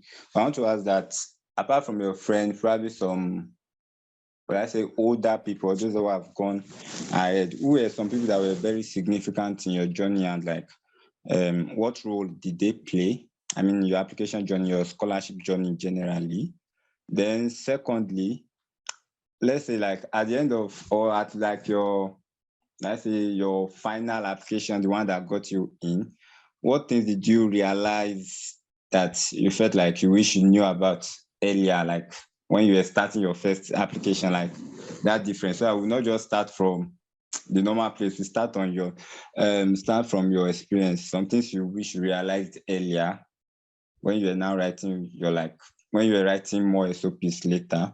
Then also, they mentioned, you mentioned that you you talk with people and all, but sometimes, or for some of us that we don't really get to express ourselves a lot to people, what consolatory activities do you do when you receive these love letters, when you receive rejections? How do you personally console yourself, or even when some of these people are not available for talks? It can just come. It can come in the morning or in the afternoon when those people are busy, and you just need to just calm yourself down. So what things did you do personally to console yourself?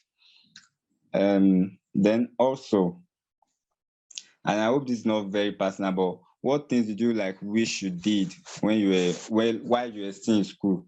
I'm an undergraduate currently, and I'm still learning. I hope to share these things with some other undergraduates too. But like some things that you'd advise us to do as we're in school, like probably realize that, oh, this would have been very, very helpful in the application.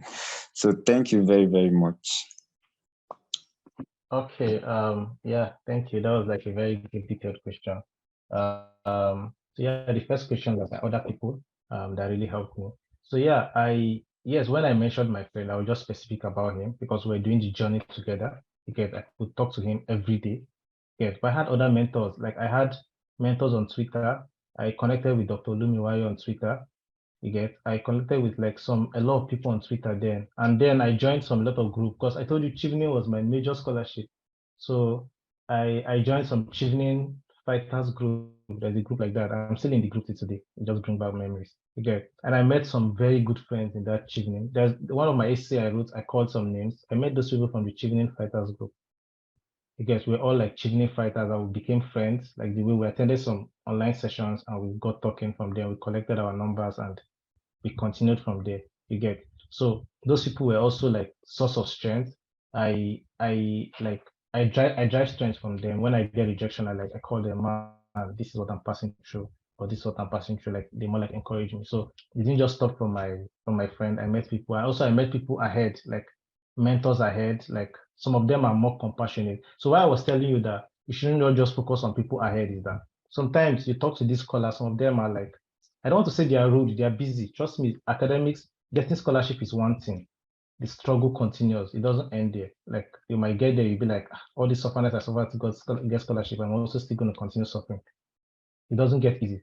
Postgraduate is also hard because most times you have a lot of catch up to do that you didn't like learn from your Nigerian university.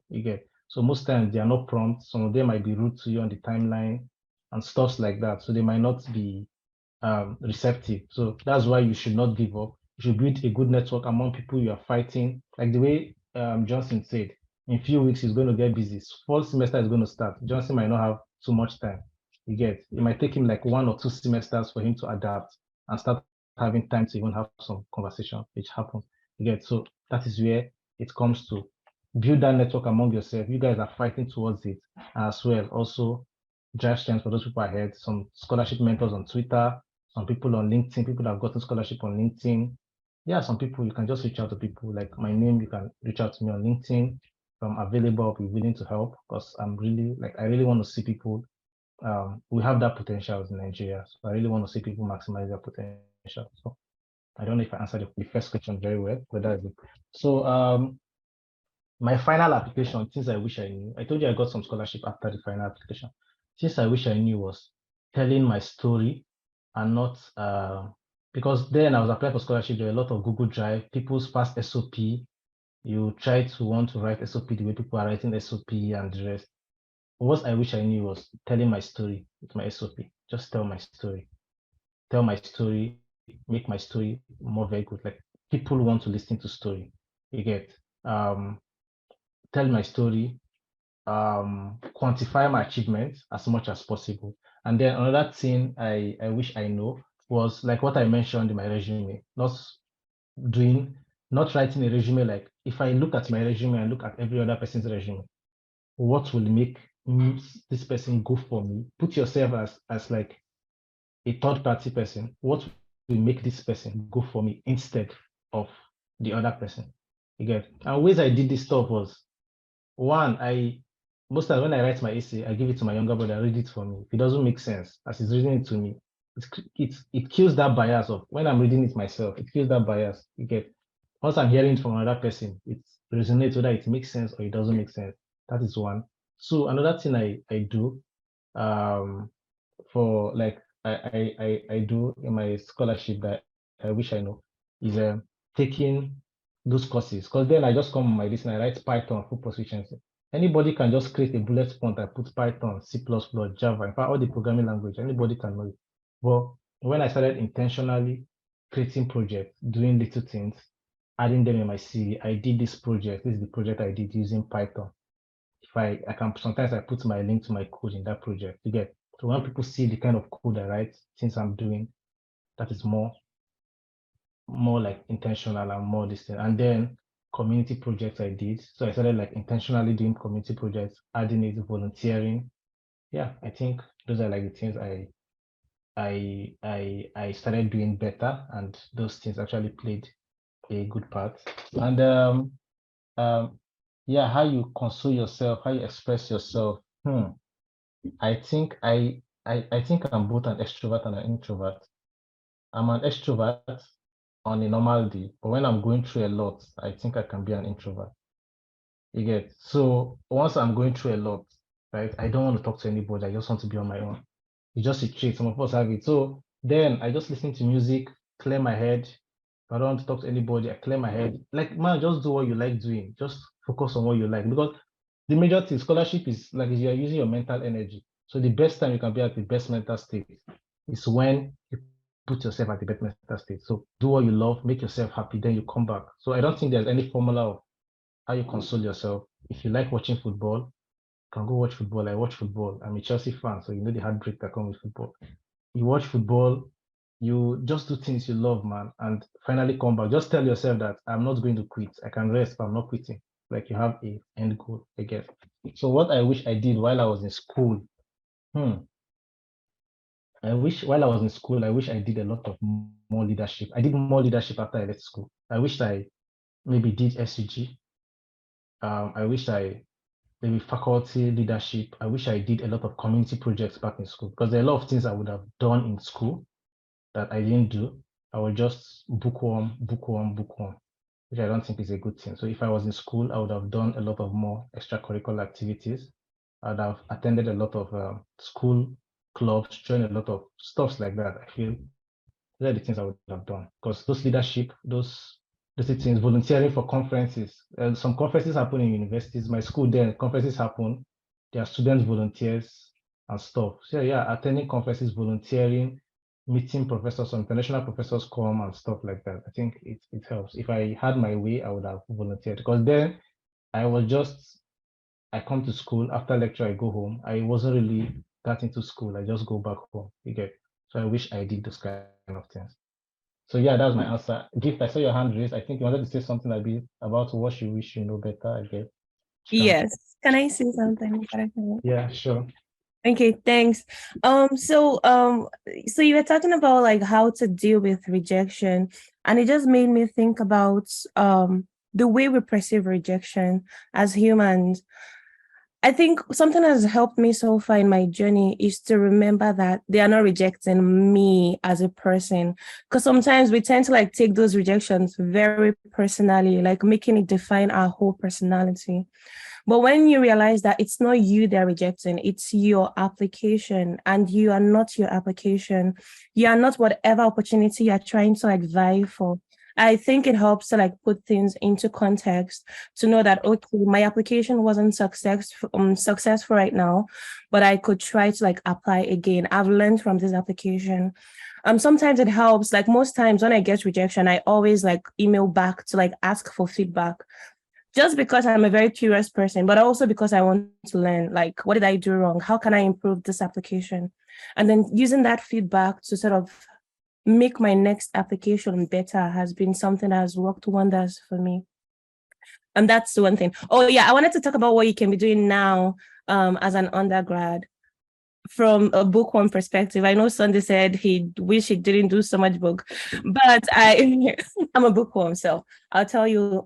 So if you're in the sciences, I think that you should be spending your I think you should be spending your holidays looking for internships, which I think would be weird, but I'll tell you my thought process. As Nigerians, we spend all of our holidays at home, watching TV, doing TikTok, doing Twitter, which I mean is great. You need time to like relax from school. But if you can find like internships, I think at the end of your undergraduate studies, you would have had enough experience to make your CV look good. I've seen so many people who have graduated from undergrad and like their CV is like nothing to write home about. But looking for those internships, even if it's like 1 month, you just go, especially if you're in the natural sciences. My background is in environmental science. And when I was in school, I interned with this center I went to Uniben, and then I interned with National Center of Energy and Environment for like 1 month. Actually, it looks great on my CV. I also interned with another like professor in my department who has a lab. It wasn't as much as an internship as I did my project with him, but I just like write it as an internship on my CV. And so looking for those internships would help you. The reason I'm saying this is we have to remember that as Nigerians, you're applying to like schools. If you're in the natural sciences, I mean, leadership looks great on your CV, but a professor would not only like employ you into their lab because you be an SUG president. You need to know the skills. You need to know like the scientific skills that will make you valuable to their lab and their research group. And so you have to find some ways to like get that skills, especially if you're still like in school right now. You have opportunities to work in schools. I know when I was in final year, I was looking for like the easiest project ever. And then I thought it was a course when I got like assigned to this professor who made me work during holiday. I did my final year project for like 1 year. I started from 300 levels second semester actually. And I worked so hard. And like most of my classmates would laugh at me and my other colleagues. They'll be like, no, I won't carry first. No, I won't do this project past. But at the end of the day, I did a really great project. It looks great on my CV. It has been the defining point of my career up until now. And so I guess my point is look for internships. If you have an opportunity to work on hands-on projects with professors, do it. If you have opportunities to like go for conferences like Sunday has been mentioning, do it. If you have opportunities to publish your research, do it. Like network with professors. If you're an undergrad now, you have time. You have time to turn things around. Even if you've not been networking, if you're applying to schools in the US, most people would ask you for 3 references, while other people would ask for 4 or 5 references. And so having just one professor, your project advisor, to write a recommendation letter for you is not enough. And so now is the opportunity to like network, meet those other professors, talk to them, have conversations with them. Not because you need something in the future from them, but because it's great to have those networks. If you want to like go into grad school. I think I'm talking too much, but yeah, I think those are like what I want to mention, because the people you'll be competing with if you're applying for grad school, they're not other Nigerians. There are people who, in my lab currently where I work in, or like where I'm getting my PhD in, I mentor undergraduate students, and I have like students from like first year, freshmen undergraduate students who are working in my lab as interns. And so these people would amass like so much experience doing internships. And then those are the people that you'll be competing with when you're applying to schools in the US. And so you have to like look for opportunities to make your CV look good, so that when you're applying, alongside your leadership skill that Sunday has been mentioning, you have like a great skill set in whatever area you're studying to be able to actually stand out. And I dropped the mic. Thank you, Sunday. Getting the right places, do interesting projects. Because if SUG is going to make you not finish with a good result or affect your academics or make you have bad blood with your lecturer, and just forgo it. I didn't do school politics, but I feel like I've done quite a lot of leadership post school, which I'm actually very proud of. So SUG is not a must, but leadership does not stop with SUG. You can do departmental leadership. You can just start some organization within school that are not leadership, and just do something in line with like school stuff. Anything that's going to like improve your portfolio, give you a good branding, just do it. Yeah, there are some hands raised. You can go ahead. All right. So I want to put a note on this because I think we omitted a question that I was dealing with. What's the difference between a Mr. name for a reference, doctor, or professor? So I'll be coming in from here. For me, while I was in school, my project supervisor was a master's holder. So she's still doing a PhD. And for me, that I know that my application is towards PhD, I didn't include that in my reference. So if your project student to the undergrad, if your project student to the grad too, whereas a Mr. or a Mrs., they don't really rate this kind of reference letter. As much as it have been good for you to put them because you work together, but then it doesn't really rate, especially when you're going for a PhD program. So a master's is just a master, or for a Mr., it just means that you have a master holder. So, and if you're going for a PhD, obviously, a master graduate cannot recommend you.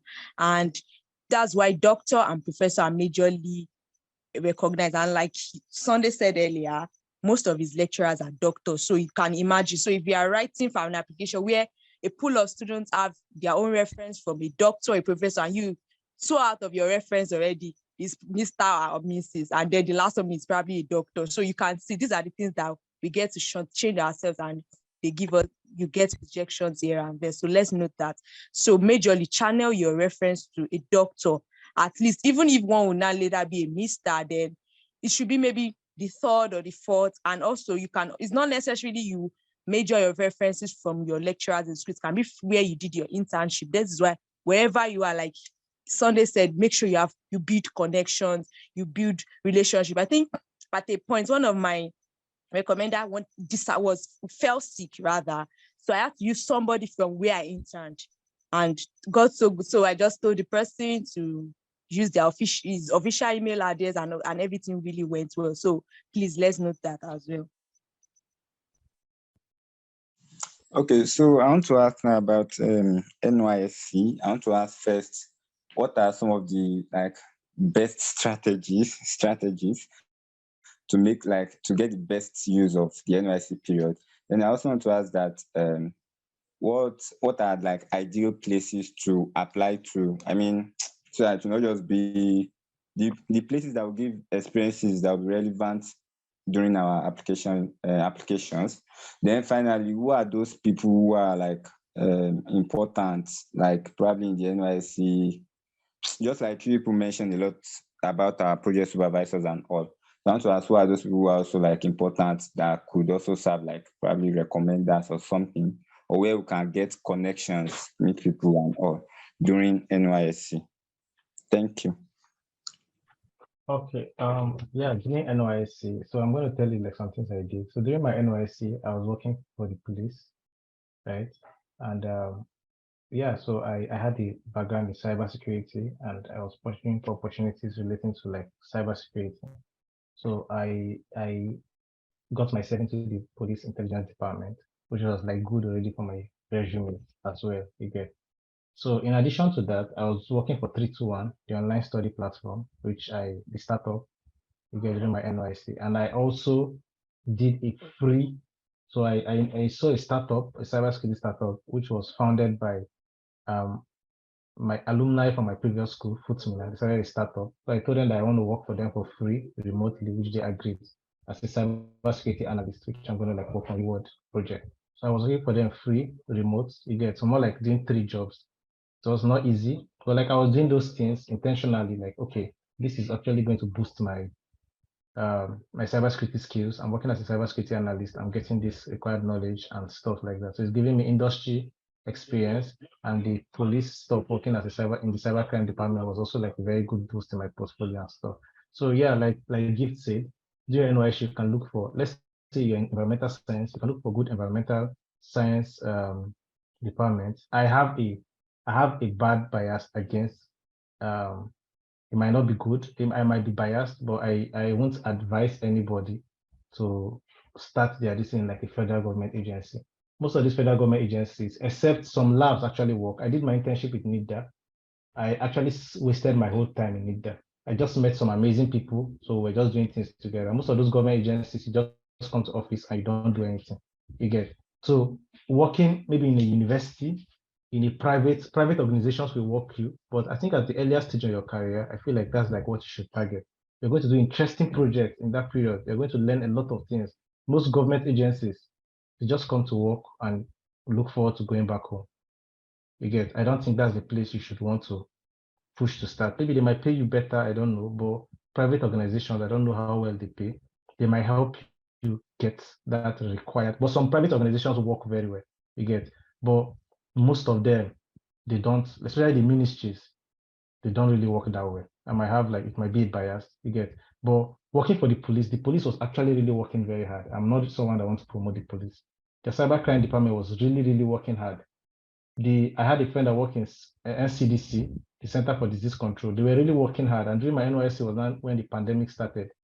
So they were working so hard. Their lab was really working hard. She gained good experience there. You get.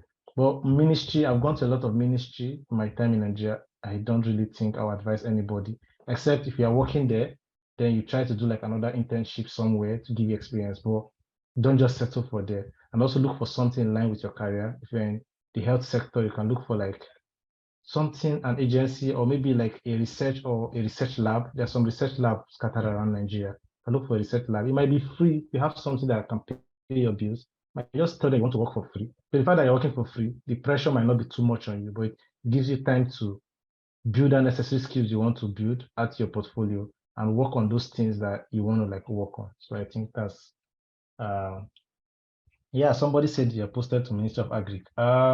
Yeah, that I'm not, yeah, like I'm saying, I'm not trying to disregard the ministry. But what I'm saying, like the Ministry of Agri, if there are like staffs there doing interesting projects, even if they're not in your department, reach out to them that you want to contribute in this project, if you want to work. Hopefully you might get people that are still serious that want to work and just work with them.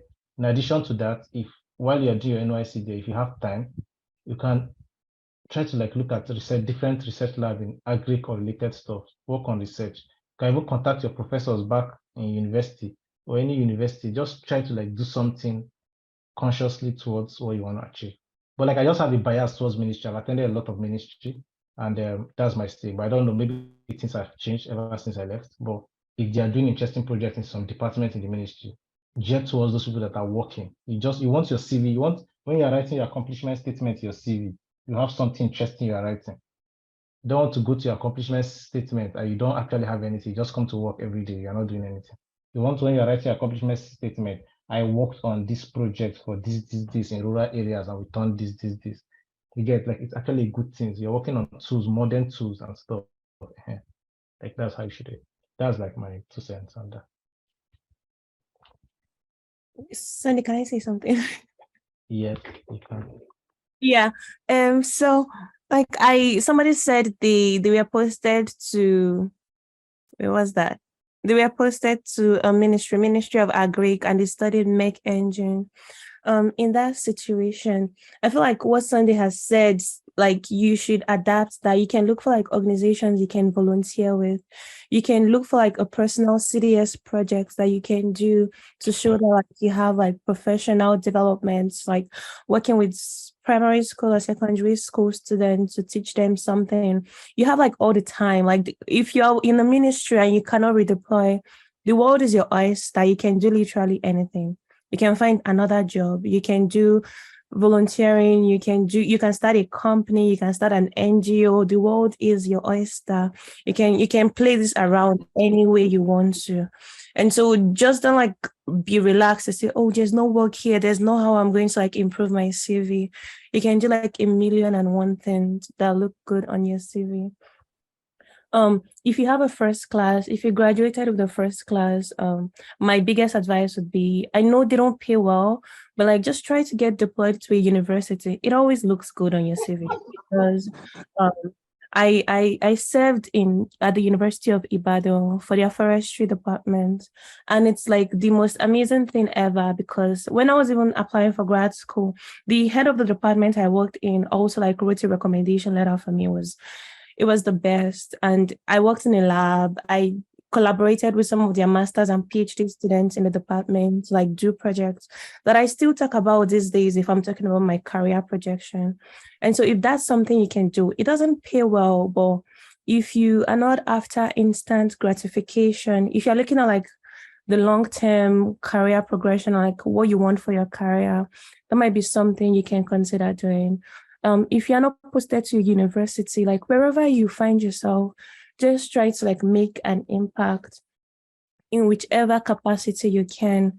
If it means working 3 jobs, if it means doing something personal, if it means collaborating with NGOs in the area you work in, If it means calling your project supervisor from your undergrad to say, hey, I have all of this free time. What project are you working on? And like, how can I help so we can publish something?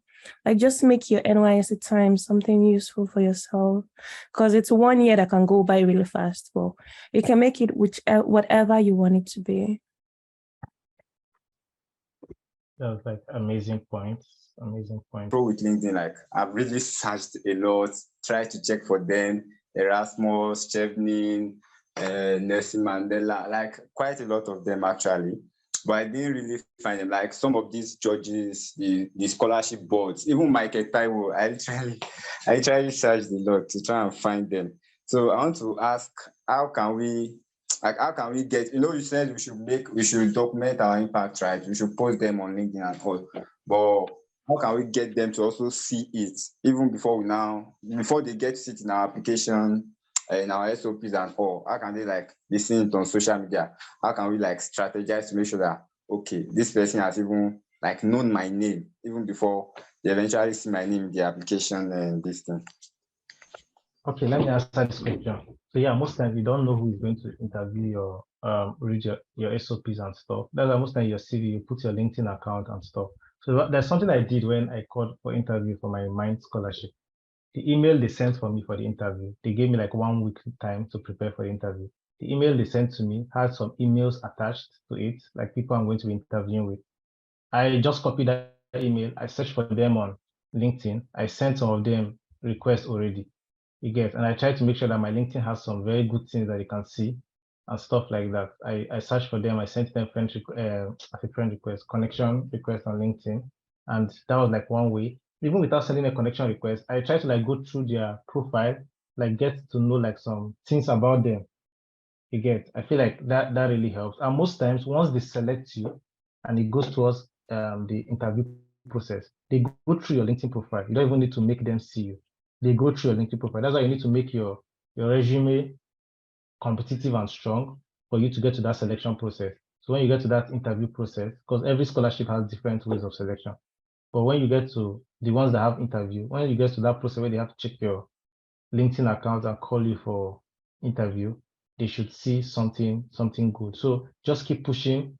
Most times, like Mandela Scholarship, I say, if you go through the organization in LinkedIn, you see people that work there. Most times you might just send requests to their staffs and something, connection requests. Maybe that might be a visibility, I don't know. But some schools are very big. There's some schools and organizations that you can't send connection requests to everybody. Just get your document right.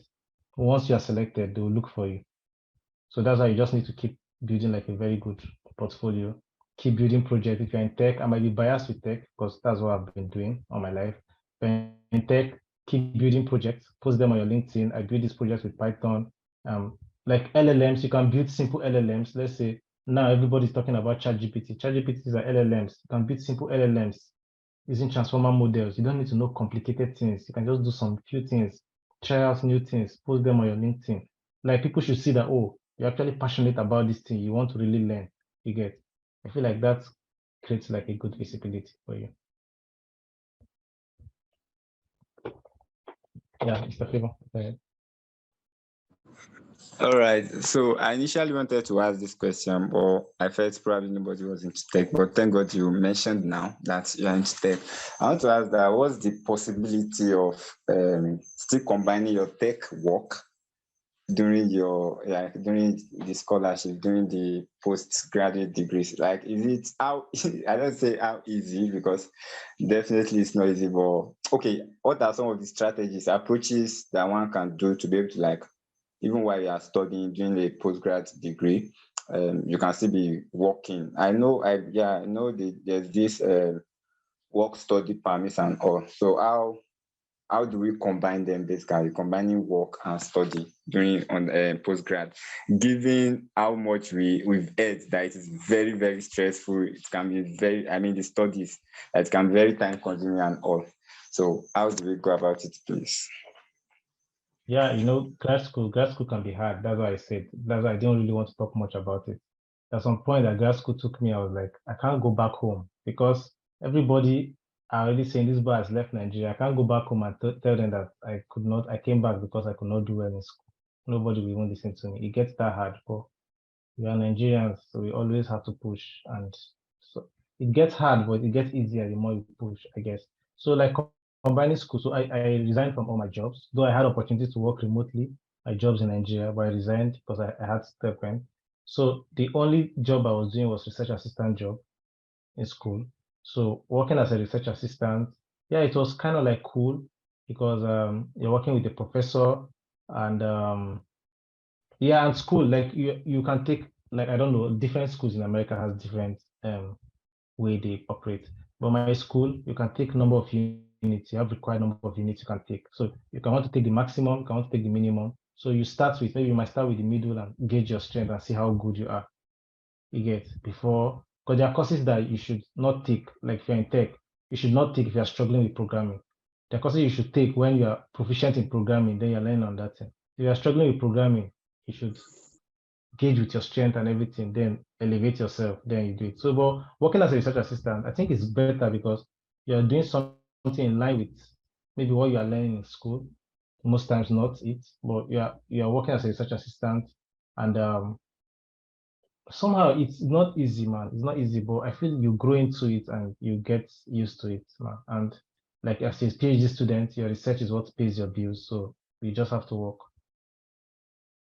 I don't know if that answers your question, but it's not easy. I don't think there's a one fit size all to answer that question. There's no one way to get ready for it, but I feel like you learn in the process. You work, you do the research, and yeah, I think the best thing for PhD, doing something you're passionate about, like the way people talk about PhD or masters. If we're going to work at it, because I work as a research assistant in my master's program. If you are doing a research in something you love, you get that keeps you want to do it, and that gives you joy to want to do it. Maybe that's just what I'm going to say. I don't know if I answered you correctly.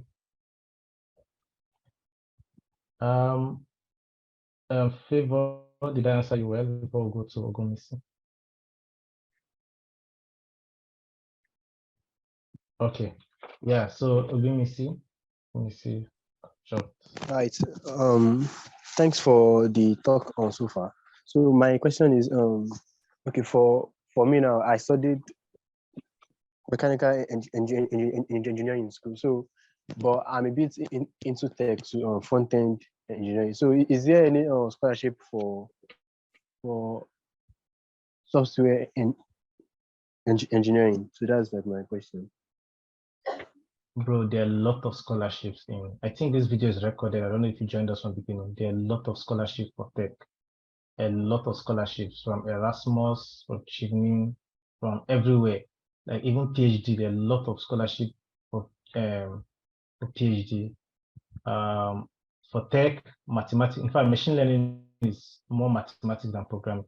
You get so just apply. You can even start from my school, Carnegie Mellon. You can start from the African campus, apply to their MasterCard scholarship. There are a lot of schools in Africa that are good. You can check out schools in Europe. You can check out schools in the US or Asia. There are a lot of scholarships for tech, software engineering, man. Like that's like a big deal. So what is left for you is to like search for scholarships. I posted some links on different places to search for scholarships. Search for scholarships, search for schools. I think searching for scholarships is another discussion entirely. There are people on Twitter, they've dedicated their time in this scholarship. Dr. Limiwayo might be one. He has dedicated his time. He has a lot of pin tweets. A lot of guys like that. They have YouTube channels. You can go there, see how to search for scholarships, see how to search for things, create connections with people. You get it? Because if your friends that are applying for scholarship as well, they've some of them might be way ahead of you. You learn from, and something about the scholarship process. Please don't be intimidated. You might see somebody's portfolio and be like, "Oh my God, when will I get here?" In fact, the fact that somebody is ahead of you should be something you are happy that I can catch up. You see the person as like a ladder that you actually catch up, or like a, I don't know, or something you look up to and try to level up. That's actually how I see it. So when I see people ahead of me, I'm happy. You get, you have to level. Yeah, I know the CGPA. CGPA can shock, I know. But like they have a CGPA, what are you doing? You try to apply for GRE. There are people that have gotten to they have scholarship, man. Even PhD in the US. So what am I going to do extra to do it? So don't be intimidated. So try to learn what they've done. Try to catch up the ones you can catch up, but try to improve yourself. So that's what I am going to say about that. Ogumisi, you can say something else if you want. Okay, so for for this the scholarships, there is a place for your interest, right? Yeah. So Yeah. how can I like me that studied mechanical in school, and then my interest in trying to go for tech. So how am I going to like to join that? And the fact that the experience I have is like the experience from the engineering part to get. Okay. Yeah. I have a friend. His name is Peter. He's graduated from mechanical engineering. I can't remember the school. He studied artificial intelligence.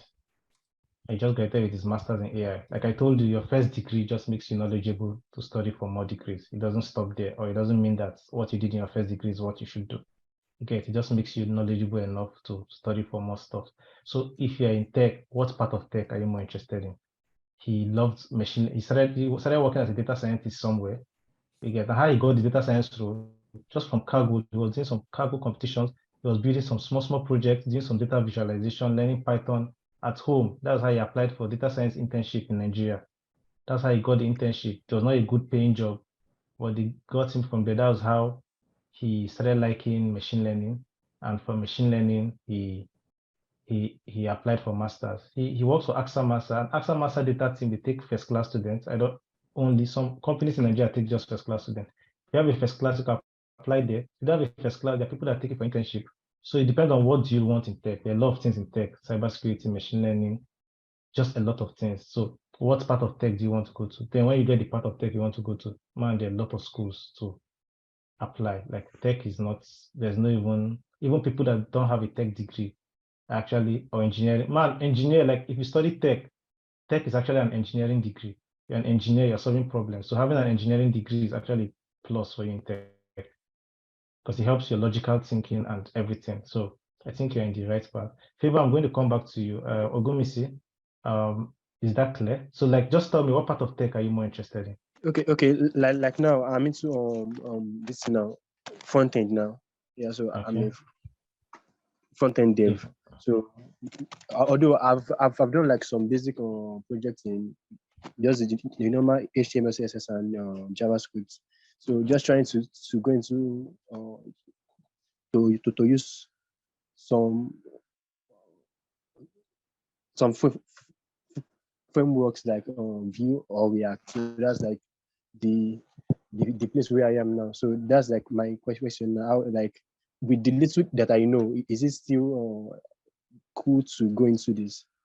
yes, it's cool. If you want to do software engineering, very cool. You can target masters in software engineering, can target masters in information technology. You can even start from my school. Just send me a LinkedIn connection request. You can start from my school. You can target schools in the US as well. You get, so you can target those kind of things. Trust me, software engineering has a lot of opportunities. Send me a LinkedIn request. I can like guide you. Yeah, Streamline. I've sent it already. Okay, no problem. Yeah, Johnson, do you want to say something if I call favor? Believe in yourself. Like I used to tell my friends, I'm the best in the world. See yourself as the best in the world, and then try to make yourself the best in the world. So push yourself, man. You can do it. Just connect with me on LinkedIn, and yeah, I can share you more opportunities. Mr. Favor. Thank you very much, everybody. So I think this should be my final question. Yeah, I listened when you mentioned that it's possible for non-STEM students to pivot to STEM. So I want to now ask about the reverse case for STEM students, engineering students, particularly pivoting to something like business or art. What's the possibility or what's the intersection that we should kind of, let's say, focus on to explore? Like intersection between engineering and business, or like intersection between engineering and arts, humanity. Okay, yeah, their intersection, there are a lot of interdisciplinary courses, a lot of them. Like personally, I'm developing a strong knowledge in business because I did information technology in my master's. Information technology exposed me to a lot of different aspects of tech. So I did cybersecurity in my undergraduate, so I was limited. So doing IT in my master's, I did machine learning. I'm skilled in machine learning now. I'm skilled in data science now. I'm well skilled in cybersecurity now. So, and he also introduced me to like business courses, because I took business courses again. So I'm more like, oh, this is like the angle I want to do. So like there are a lot of STEM business programs you might want to look at that intersect, like the intersect between tech and business. You get. So just look around, search for schools, especially the US. US has a lot of good combinations. Even Erasmus has some beautiful combinations as well. Look at those schools, look at the different, look at what the professors are doing, the research they are doing. Trust me, you can find something. There's just that education program that matches what you want to do. Look at Canada, look at US, just look at those places. There might just be something. You just need to like search for more, try to get information. The information is just there. You just might just need to work out more. Like there are a lot of business people that go into business, engineering people that go into business. A lot of them, a lot of people study engineering degree and they apply to Bank of America. Like a lot of people move from engineering to business. It's not something new. So there are a lot of programs for that. Just search for those programs that intersect, and yeah, you can just get it. Yes, I mean, final words. Its scholarship comes with a lot of doubts. Even those, like, I still get rejection letters still today, applying for a lot of things I apply for. So there's nobody that is immune to all these things you get, but you need to keep pushing yourself. You need to keep applying. You need to keep believing yourself. You need to tell yourself, this is where I want to get to, and you can get there. There's nothing there's nothing stopping you from getting where you want to get. You just need to get some details, like maybe doing that internship might just catapult your portfolio. Attending that conference can just make you meet somebody. Like the difference between you and some people at the top, most times they're not too much. Sometimes they are too much, but most times they're not too much. You just left for you to try to catch up. But just keep believing in yourself, keep pushing, keep doing stuff. Trust me, it can just work out. So, and don't give up. And join strength. You can draw strength from your friends. Like I draw strength from my friends a lot. Once you feel like you are giving up, that's why you're in a community like this. Draw strength from them, talk to them. You guys know Johnson. Johnson was in your school and now he's in the US from this thing. You can do it as well. There's nothing stopping you. You can. You can talk and people listen to you. You can talk, 300 people listen to you. You have something special. Like everybody created by God is actually unique and special. So it's just left for you to bring it out. So don't stop believing in yourself, and yeah, you can. Thank you very much. It was nice connecting with all of you, and I hope to hear more good news from you. Today from what Sunday walked us through. So the major take home I want you to know is that you as well can achieve it. The distance between you and success or greatness, I'm not trying to sound like a motivational speaker, but then the distance between you and greatness is just is your knowledge, and now you've got knowledge. So what you do with the knowledge make you attain that level. So it is possible. If Johnson can do it, you can as well, and you have your own unique story. So yeah, that's all. Okay, first I want to say thank you to everybody, and you don't know yet because this fall will get busier, but then watch out for the version 3.0. I think this is 3.0. Yeah. So, until then, we stay connected via FUOYITE alumni opportunity. Yeah. Bye everyone.